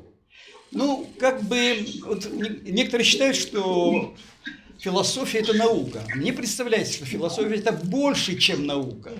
Мы не должны философию сводить к науке. Химия, биология, физика, математика, философия – это неправильно. Потому что цель философии – создать картину мира. Ни одна наука не претендует на картину мира. Не может быть математической картины мира, химической картины мира, медицинской картины мира, технологической нет. И даже научная, она очень ограничена. А вот философская картина мира включает в себя все картины мира. И поэтому философия – это не наука, это больше, чем наука. Это теоретическое мировоззрение. А мировоззрением обладает любой народ. И вот сверхзадача двигаться от мифологии к религии. В чем главный смысл, практический смысл религии? Это создание... Любая религиозная система, идеология, я ее называю, она имеет обязательно моральный кодекс. Вот возьмите любой крупный народ исторический, который добился очень многого. У каждого народа есть свой моральный кодекс. Хотя, конечно, существуют общечеловеческие кодексы, но у каждого народа должен быть выработан свой. Вот это, мне кажется, сверхзадача. И вот здесь то, что Андрей Савич рассказывал, мне представляется, что это стадия мифологического самосознания. Это, то есть, это мифология, а мы должны перейти к науке. То есть, в мифологии есть образы, но в мифологии нет системы понятий. Вот, собственно, то, что делал Террис, и вот Андрей Савич этим занимается, надо перевести с языка фольклора и мифологии, перевести в систему понятий. И тогда мы увидим религиозную, то есть моральную систему, как в христианстве, например, 10 заповедей. И тогда уже, собственно, мы можем с вами говорить о формировании собственной философии. Но дальше идет другая, значит, задача построить рефлексию на философию. То есть построить на основе мифологии, науки как бы вторая, третья стадия после религии, построить собственную философию. Особенность современных народов, вот Алексей Пудов тут правильно заметил, хорошее у него было замечание, о том, что народ Саха, он формируется на фоне среды, в которых многие культуры ушли далеко вперед. То есть, когда мы с вами говорим теорию Шпенглера, о том, что мы проходим стадии жизни, некоторые народы, культуры, они уже вырождаются, а некоторые народы находятся только на стадии становления. И в этом случае вот все окружающие нас культуры, хотим мы с вами этого или нет, они влияют колоссально. И вот здесь сверхзадача мифологию этих народов сохранить как аутентичным.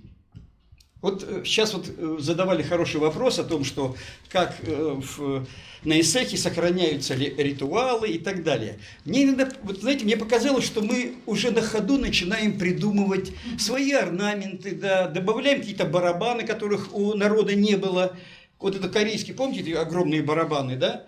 И вот мы уже начинаем на ходу придумывать, и тогда мы запутаемся, где мы, собственно. Где вот это вот есть именно якутское национальное прошлое наше в культуре, в том числе и в ритуалах, в орнаментах и так далее. А где, собственно, это наносное, которое влияла культура на нас, мы ее приняли и начинаем растворять свою культуру. Вот это, мне кажется, опасность. Поэтому сверхзадача, собственно, нашей культуры, якутской культуры, это сначала точно определить, где, собственно, есть в чистом виде национальная культура, этническая культура. А потом уже мы можем ее реконструировать и уже ее исследовать. Ну и последнее, значит, я считаю, что ни один народ не растворяется, если у него есть фольклор. Это то же самое, как, например, если желтое соединить с синим, то будет синее. Да, если синее большинство. Нет. А что получится? Зеленое. Украина получится. Вот, понимаете, все равно не будет желтое синим, а синее желтым. Будет зеленое. Вот это надо помнить. Это просто метафора, которая вас должна подвинуть к размышлению. Вы говорите о символах. Да. Оказывается, метафора. Спасибо большое, Леонид Григорьевич, вы полностью меня запутали. Абсолютно. Хоть закрывая экран и начинает тут вступать. Да, вступать, так сказать, поединок интеллектуальный. Вот здесь присутствует жена, значит, Таиса, так? Розалия Ремеева. Да, да. Тимофеевна. Розалия Тимофеевна, покажите себя. Вы дадим ей слово. К сожалению, у нее тоже голос пропал, так она тоже не может говорить. Ну ничего, мы еще чай попьем, горячий, арктический. После этого, может, еще есть возможность еще пообщаться. Так, сейчас у вас есть необходимо сейчас, Андрей Савич, выступить? Он сказал, не надо мне отвечать, все ясно. Так, зато я буду говорить. Как человек независимый от кафедры философии и ничего не понимающий, при том в этих сложных перипетиях, когда начинают говорить, мифология это не наука, у меня уже начинается протест по всем остальным положением, высказанным у оратора вообще. Потому что, и потом, и второе, когда начинает говорить, что какие-то народы когда-то где-то были, а некоторые где-то сейчас, вот, пожалуйста, вон они там высоко, а вы вот попробуйте их догнать и так далее, тоже начинается внутренний сильный протест. Потому что это используется тот формационный подход пятичерянка, где были какие-то первобытные народы, это мы, и высокообразованные, развитые народы со своей европейской философией, которая была прежде всего нанизана, прежде всего на покорение аборигенных народов. Эта антропология построена, в конце концов, именно на колониальных схемах. После этого нам приходится получать европейское образование и видеть, какой глубокой яме отставания находится твой народ. Когда я училась в Ленинградском университете, нам все эти философии, все это научный коммунизм, и все эти антропологии, все это зоопсихологии преподавали. И я сидела одна аборигенка, монголоидной физиономией с происхождением с берегов Северного Ледовитого океана, и слушала всю эту пятичленку и искала свое место в этом историческом развитии народов. И, садитесь, пожалуйста, и я задавала вопрос преподавателям, этим же философам. Скажите, пожалуйста, если я происхожу от первобытного народа Саха, находясь в первобытно-общинном строе, как говорил Ленин, это народ, там на севере дикость и самая настоящая дикость. Мы это цитировали, повторяли нам. И мы должны были это заучить, чтобы получить 5. Я спрашивала, если я происхожу от такого первобытно-общинного строя, такого туземца, как я учусь хорошо? У меня была повышенная степень. При моем древнем интеллекте они говорили, что это исключение. Меня радовали. Я говорю, не может быть, я никогда не училась на отлично.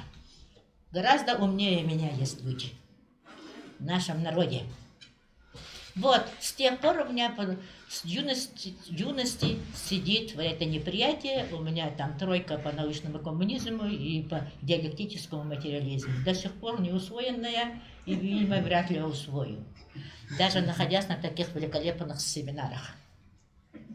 Мы должны использовать цивилизационный подход. Вот сегодня, опять же говорили, у цивилизованных народов какие-то высоты. А мы, опять же, не цивилизованные. В чем цивилизация, если подойти? Это понятие раза 5 меняло в своем содержании, и сейчас это понимается именно как система ценностей, аксиологический подход.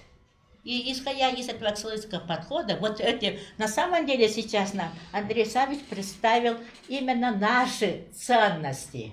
Он подошел к аксиологическому пониманию народной философии. Сейчас Ольга Михайловна как раз этим вопросом задавалась.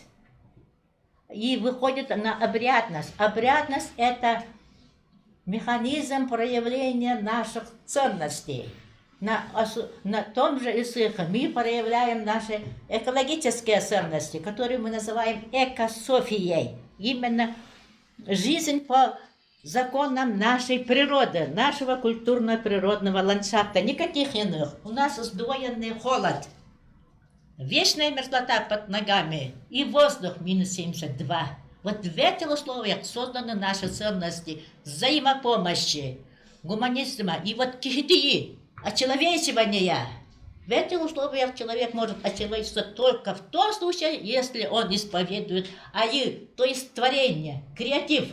Вот наш институт как раз завоевал грант, чтобы развивать креативные индустрии, на наше творчество. И каждый, кто приезжает к нам, все время об этом и говорят. Какие у вас творческие личности, а не какие-то там древние, остающие, малообразованные, не понимающие ничего народы.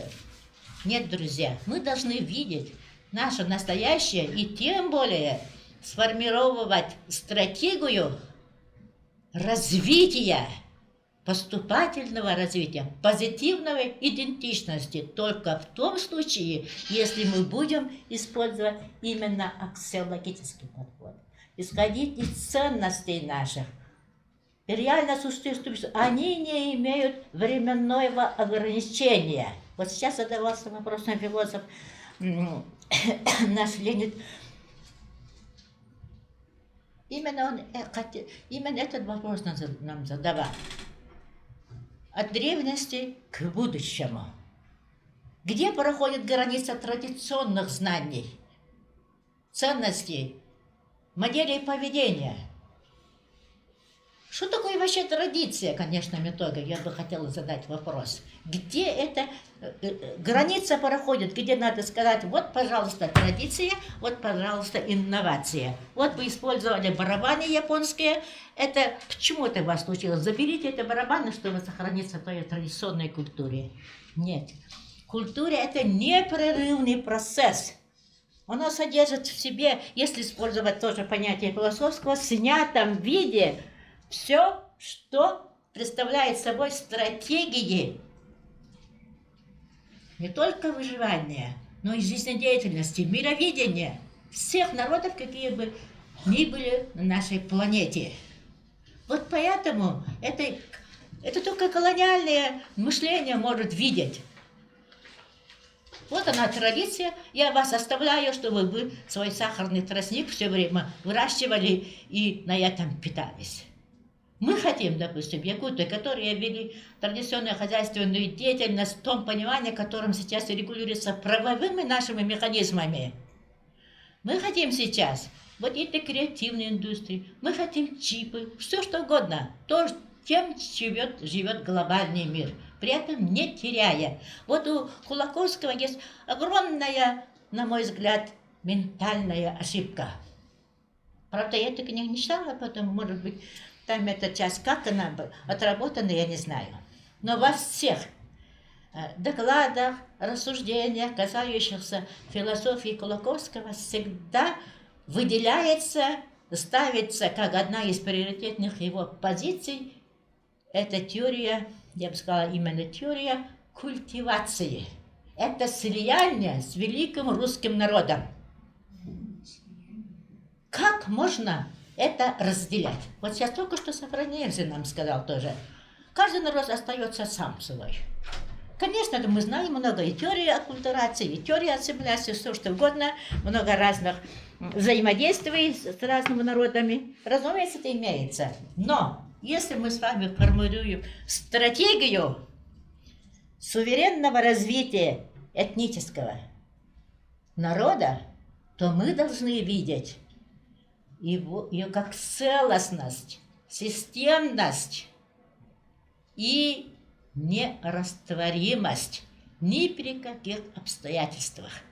Мы можем сколько угодно взаимовлиять друг на друга, но ядерные свойства, ядерные ценности должны оставаться как движущие активные силы.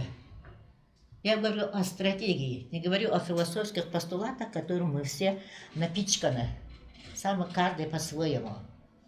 Мы говорим именно, этот семинар именно в том ключе, пользуясь интеллектом наших коллег, здесь присутствующих, это ведущие культурологи, философы нашей России, осмыслить в стенах нашего образовательного учреждения культуры и искусств, чему вести нашу молодежь, нашу интеллигенцию и нашу общественность. В этом плане мы рассуждаем не сколько точными, выверенными философскими категориями, мы рассуждаем, используя понятия нашей родной ментальности, унаследованной от предков и первомыслителей наших, и выходить на новые носитель, на новых носителей информации. Только что нам тоже говорил про наш уважаемый коллега Сафронеев, что уровень бесписьменности – это не наука. Есть понятие гражданская наука, в котором никакого отношения не фиксируется как письменное. Мы говорим о гражданской науке как о ментальности, свойственной этим народам. Это носителю. Олонхо, что он был только записанный, что ли, был Олонхо? Вот только что сказали, что 76 Олонхо записано, но они еще из архива не вышли. А не записано, сколько угодно. Моя собственная бабушка нам пела Олонхо, который я даже не зафиксировал. Она разве не была? Есть и будет. И это речь идет только о письменности. Это совсем маленький отрезок в судьбах народов. Кусочек, сколько, 100 лет или сколько там праздновали-то. Это только говорил кириллице. А еще какие виды письменности? Вот то, что мы говорим о рунах, допустим, об этом вообще молчок. И вообще до этого. Вот именно мифологическое сознание фиксирует эту информацию. И мы его обязаны иметь в виду, когда говорим о судьбах народов, а не отрицать их как отсутствие науки. Мы с вами даже не только работники науки, но мы творцы. Аи. Вот это наше место. Аи. А если мы творим, то мы творим на культурных кодах. А кто такое культурные коды? Скажите, пожалуйста. Опять же, мы должны над этим работать. Что это собой представляет? Поэтому разработка единого языка, сочетающего мифологического мировоззрения с современным и философским, в котором я еще хотела бы ввести понятие экософское мировидение, учитывающее ландшафт, и также общечеловеческие, разумеется, ценности со специфическими региональными, локальными, региональной антологией. Это все задача, над которой мы обязаны думать, если мы представляем собой современную интеллигенцию. Поэтому сегодняшние наши участники семинара, я полагаю, имеют много что сказать по теме нашего сегодняшнего общения. Пожалуйста, слово вам. Кто что скажет? Так, пока не думаете, я могу Да. 2 слова сказать. Да, пожалуйста, вы же у нас зачинщик. Значит, вот Алексей Алексеевич Полосковский, так, он специально вот ввел понятие, да, ортоолук. Я вот пояснял, так, ортоолук, это значит правильное деяние человека. Правильное деяние человека. То есть он полагался на то, что народ, как малочисленный народ, значит, взаимодействует с многочисленным народом, взять вот этот потенциал образования. То есть, чтобы не раствориться, чтобы не исчезнуть, пробуждать себя, значит, творческий потенциал. То есть, вот это надо, это самое главное. Вот. Конечно, он говорил о культивации, но он должен был говорить, что-то надо было делать, что-то. Но это не главное. Главное, народ должен... Вот это 3-е произведение, наступление лета, как раз об этом и говорит. Не теряй себя. Оставайся, Саха, так?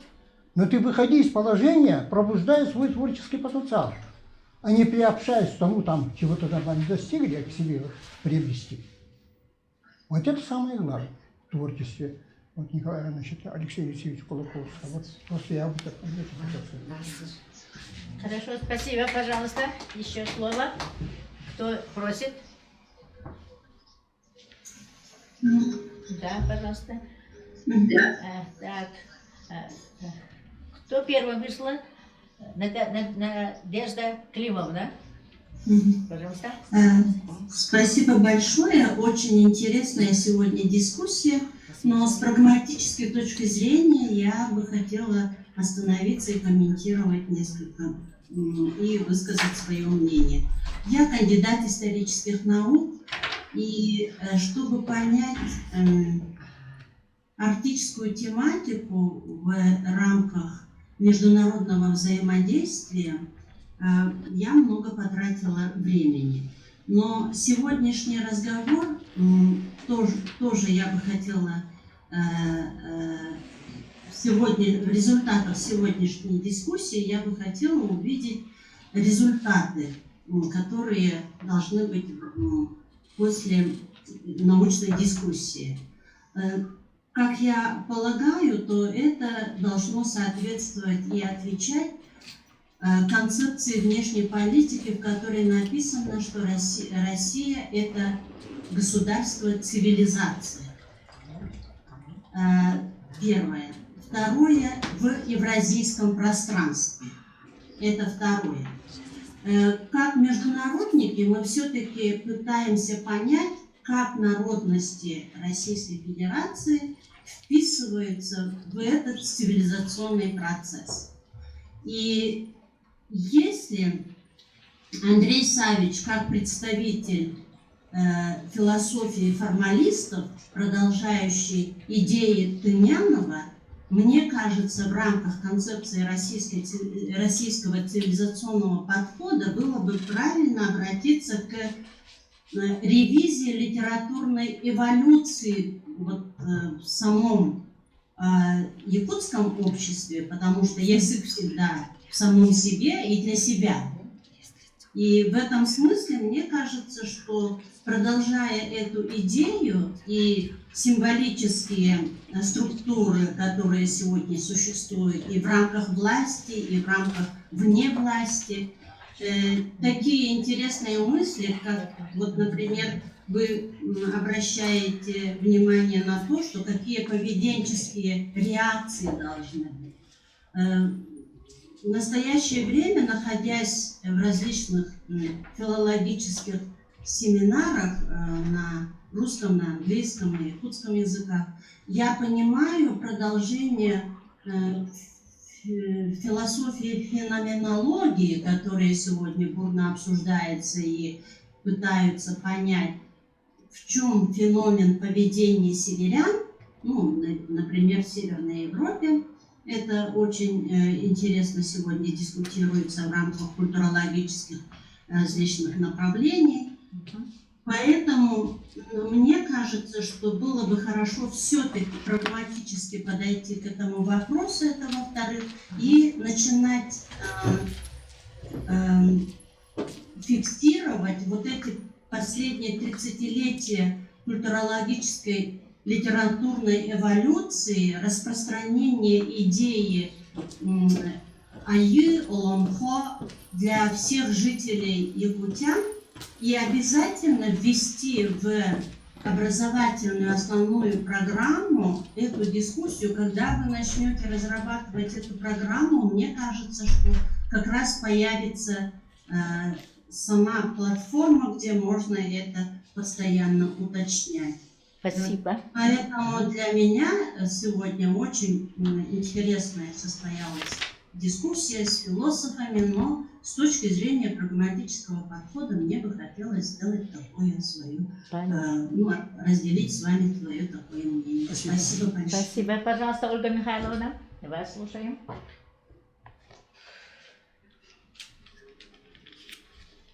Все, коллеги, меня слышно? Да. Спасибо. Угу. Хорошо. Уважаемые коллеги, я начну с того, что этот семинар дал нам возможность почувствовать не просто мысли, научные интересы, умонастроения, что особенно важно. То, что вас сегодня особенно волнует. Хотя у нас Ульяна Алексеевна постоянно представляла умонастроение всей национальной интеллигенции, научной, на наших семинарах. А вот сегодня мы увидели вашу общность, и это очень важно. Но отметить хотела бы два момента. И первый момент заключается в том, что якутов я никогда не воспринимала как малочисленный народ, как малый народ, малочисленный народ. Одно дело, когда у нас 2-3 тысячи населения у народов Алтая, допустим, телеуты, телесы. Другое дело, когда у нас меньше 1000 негидайцы насчитывают. А другое дело, якуты, почти 500 000 человек. Да какой вы малочисленный, вы самый многочисленный народ среди всех народов Сибири. Поэтому из этого и давайте будем исходить. У вас прекраснейшая традиция, причем донесенная до наших дней. И на уровне фольклора, и на уровне обряда, и на уровне мифологии. Олонхо – это единственный эпос, который занесен в реестр нематериального культурного наследия, мировой реестр. Там всего 2 объекта культуры народов Российской Федерации. Культура семейских Забайкалья и якутский Олонхо. Все, больше таких объектов нет, и прием заявок закрыт. То есть вы так и останетесь единственной культурой, внесенной в международный, в мировой реестр нематериального культурного наследия. Поэтому изживайте из себя вот этот вот неоправданный стереотип малочисленного народа. Никакой якуты не малочисленный народ. Это первое, о чем я бы хотела сказать. И второй момент. Вот то, что сегодня обсуждается на семинаре, это очень важно для существования самой якутской культуры. Почему? Культура существует до тех пор, пока она воспринимается молодежью. Для того, чтобы молодежь жила в рамках вашей культуры, она должна получить систему символов этой культуры. Именно систему символов, потому что даже философские идеи могут быть универсальными. Ну, допустим, и то, что существует общая закономерность бытия в среднем мире. Ее можно найти у всех народов. Но только у якутов эта идея выражается через культ божеств Ай-Ы-Ы. Такого нет больше нигде. И вот такого своеобразия на уровне символической презентации важнейших философских идей в каждой культуре. И прежде якутской очень много. Говорю об этом очень осмысленно, потому что работаю со студентами, и культурологами, и музеологами, и есть там представители из всей. И я вижу, с какой гордостью они делают доклады. Вот буквально несколько занятий назад было семинарское занятие, где прозвучал доклад о якутском празднике Исаахи. И этот доклад делали парень якутский и девушка якутская. Прекраснейшая презентация с учетом современных снимков, современной формы проведения этого праздника. Многочисленные вопросы, и нужно было видеть гордость, с которой презентовали этот праздник молодые люди. Поэтому ваша молодежь нуждается в национальной, в этнической символике. И если эта символика будет подана системно, комплексно, она лучше будет укореняться в их сознании и лучше воспроизводиться. Поэтому вот хочу пожелать попутного ветра вашей флотилии научной, чтобы разрабатывать те сложнейшие проблемы, которые поставят в повестку дня наш семинар. Спасибо большое, и удачи. Спасибо большое, Ольга Михайловна. Вы настоящий сибирский бальзам на душу. Так, еще у кого есть что сказать? Может быть, Аудра Кристина нам подведет итоги. Мы уже почти 2,5 часа работаем. Аудра Кристина Йосиповна, вы в состоянии? Ульяна Алексеевна, трудно. Я закашляю, но я вам слово передаю подвести. Да, пожалуйста. Что, мне, что ли, передали? Ульяна Алексеевна, мне очень хотелось бы, здесь присутствуют у нас участники общественных организаций. Да. Я вижу Анну Андреевну Колмогорову, я вижу Аню, вижу других. Может быть, мы дадим им слово, что у них запало в душу из наших семинаров, какие у них вопросы. Ну что ж, организатор, инициатор нашего семинара хочет выслушать ваше мнение, если даже вы этого не желаете сделать. Пожалуйста, Анна Андреевна Холмогорова, она общественник, работник культуры, практик, активист. Анна Андреевна Холмогорова, этнопедагог, культуролог. А сейчас вот выступаю от имени общественной организации «Айгестиме». Вот мой руководитель сидит, Александр Константинович Протодяхинов и Аня Петровна Амусова. Вот. Они вот в этом году организовали вот общественную организацию «Айгестиме».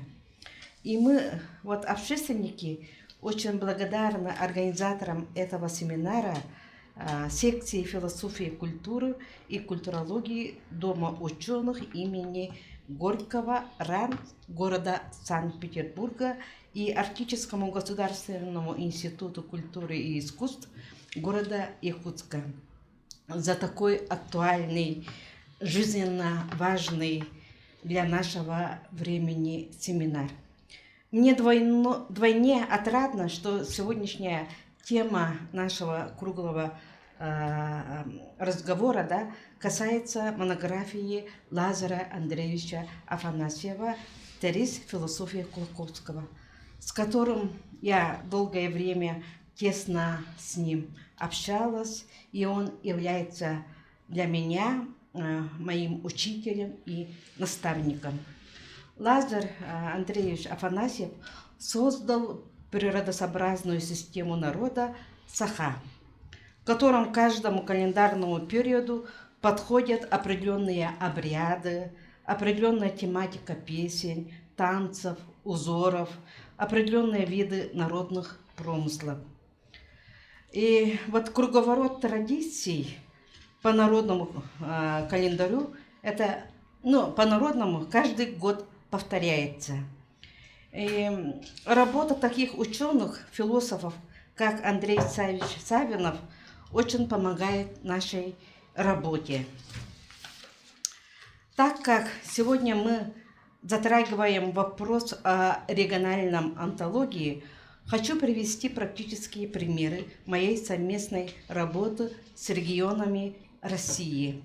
2 года назад по приглашению этнокультурного научно-образовательного центра Арусавати, где руководителем является Данил Иванович Мамыев, я с ними совместно работала с проектом «Барха. Воспитание мальчиков на традициях народов Севера». Этот автором является Алтай, что я сказала? Алтай, Республика Алтай, где этот проект «Барха» автором является Варагушин Дархан Дахсун. Я ему являюсь как методист. И участие в летней новосферной школе наследия участвовала именно в летней новосферной школе наследия, где там приняли дети из Хакасии и Алтая. И там совместно работала с Артемом Олеговичем Пиантиновым и с Татьяной Семеновной Субраковой из Хакасии. И потом, после этого, 3 месяца по договору работала в автономной некоммерческой организации «Этнокультурный центр Кундуз», Республика Алтай. Директором является Ирина Григорьевна Ялбакова. И мы дружно работали с алтайскими людьми и детьми. В данное время тесно сотрудничаю с Макиной Алтынай Михайловной. Она руководитель региональной общественной национальной культурной организации «Алтын-Казы» Республики Алтай. И Чарковым Тойоном Сергеевичем, город Абакан, Хакасии. Он по гранту президента Российской Федерации организовал фестиваль чадханной музыки «Чазы Уннер». Они сейчас в данное время принимают, они здесь участвуют на этом семинаре. И я удивлена, что алтайский народ до сих пор сохранили и соблюдает родовой уклад жизни. У них есть сёк. И сейчас в данное время у них проживает более 80 сёков родов. И по их календарю проводят традиционные праздники и обряды. Участвуя на этих мероприятиях, я себя чувствовала как дома.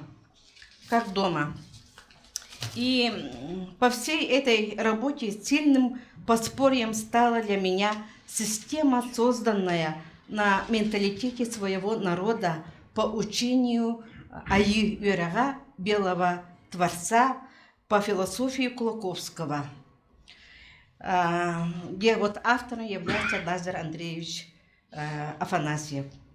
И это помогло нам находить общий язык, и это помогло мне находить общий язык с другими народами региона. И наша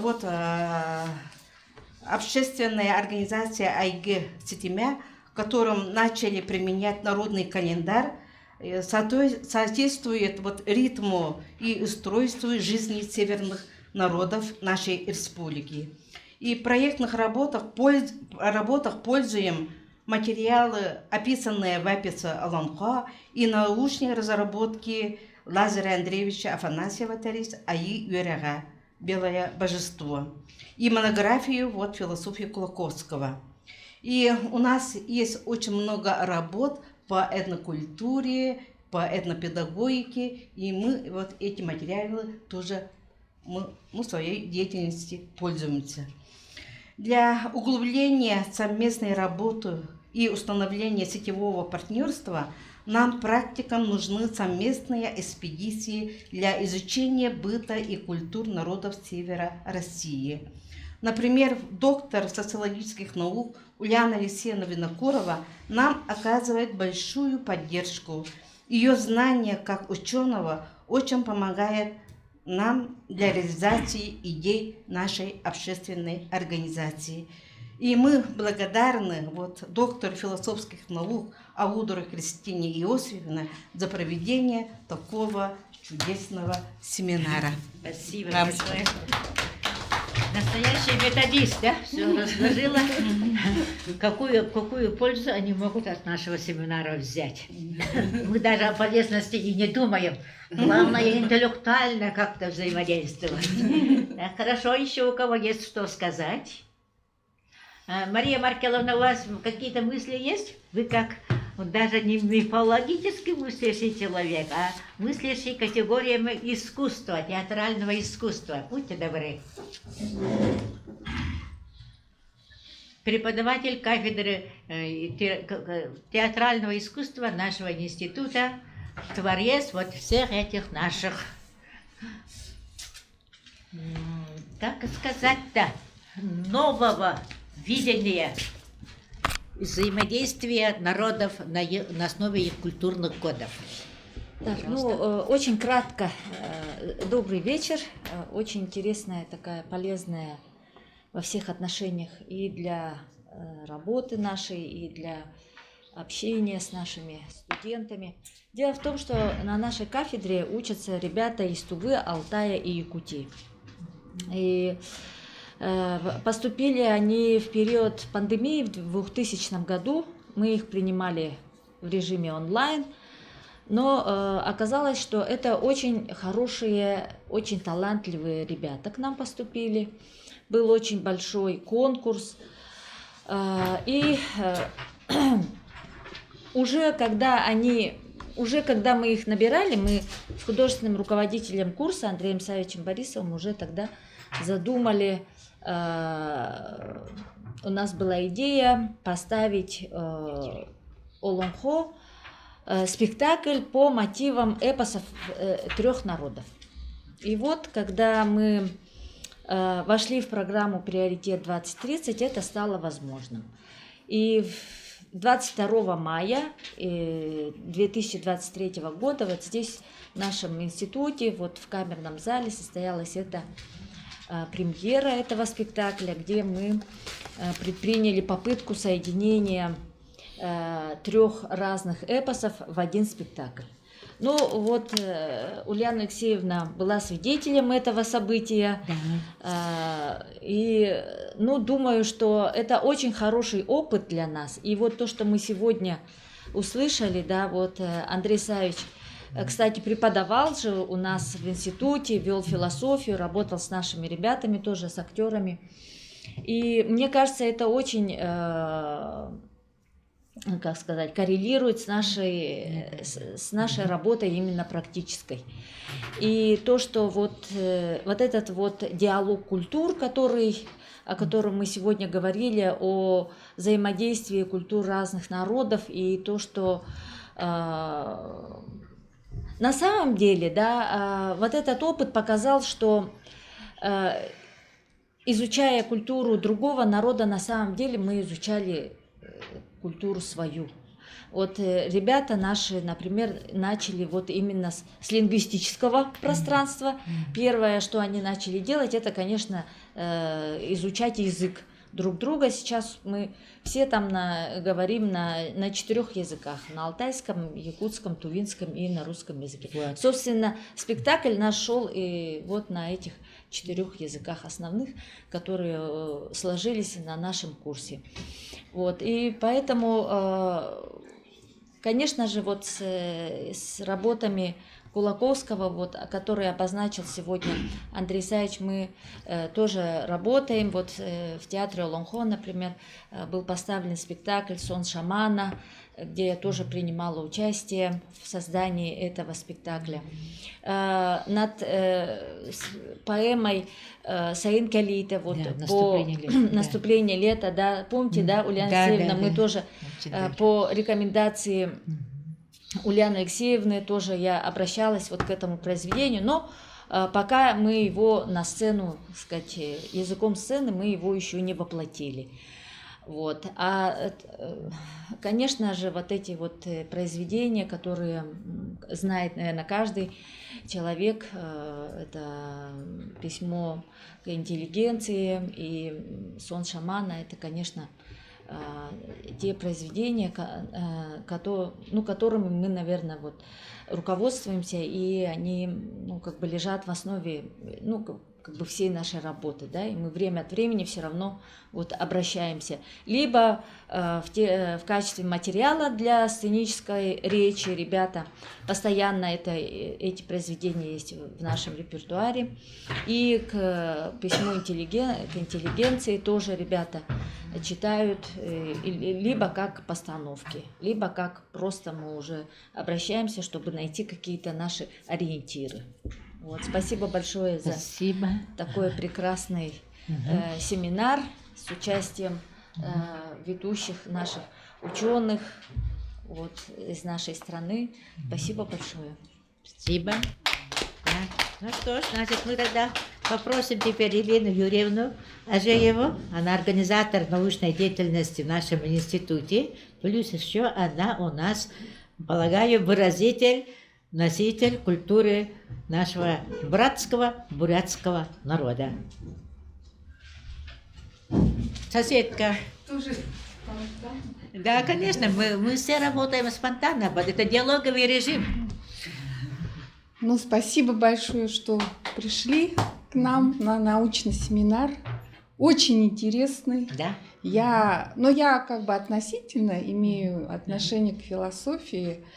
Моя диссертация была «История русской библиографии Сдобного», теоретико-методологические аспекты. И я тоже изучала историю философии, теорию истории. И я знаю, что философия, она дает основания, да, для развития всех наук. И у каждого, и то, что я многое почерпнула о Якутии, о якутах, и то, что я непосредственно уже 5 лет как здесь живу, при общении, что у якутов очень глубокая, сильная философия. И она она и в Олонхо, она и в литературе классиков якутской литературы. И она вот в ценностях, которые вот Ульяна Алексеевна говорит, жизненных, которые вот история, жизнь вот на этой земле прекрасной вот сложилась, и она как бы в поведении, в отношениях между людьми. И в этом плане вот вся наука, которые вот представители якутской интеллигенции, вот все они собой олицетворяют философию якутского народа, и они сами ее творцы. Поэтому спасибо большое за семинар. И много полезного я для себя тоже почерпнула. И идей. Спасибо большое, Елена Юрьевна. Спасибо за организацию этого семинара. Продолжайте в этом же духе. Мы только начали говорить. Ага. Ну что ж, у кого-то еще есть что сказать? Пожалуйста, Александр Григорьевич. Константинович. Ага. Добрый день, все участники. Очень интересная встреча, конференция, семинар, да. Я, как бы я не был общественником, я, наверное, больше как представляю, сейчас я общественник, а я вообще всю основную жизнь провел в предпринимательстве. Вот. Поэтому у меня более какой-то вот практичный подход был к этому, когда я пришел в область культуры, философии, и это все началось об таких, с вопросов обычных, да, смысл жизни, в чем счастье, И я так пошел по нашим районам, улусам, как наши предки, с рюкзаком и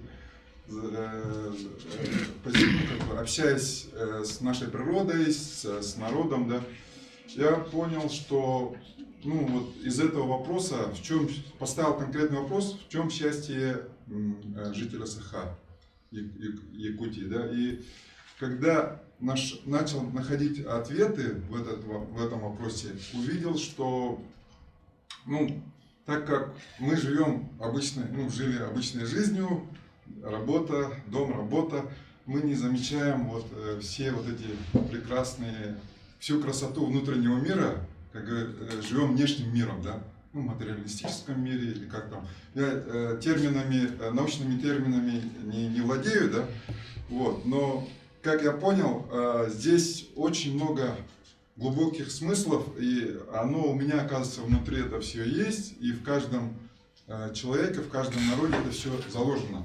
И таким образом возникают очень интересные выводы и видение, картинка мира. Действительно, сегодня очень хорошо сказали, что важно сейчас говорить о картине мира и какую пользу она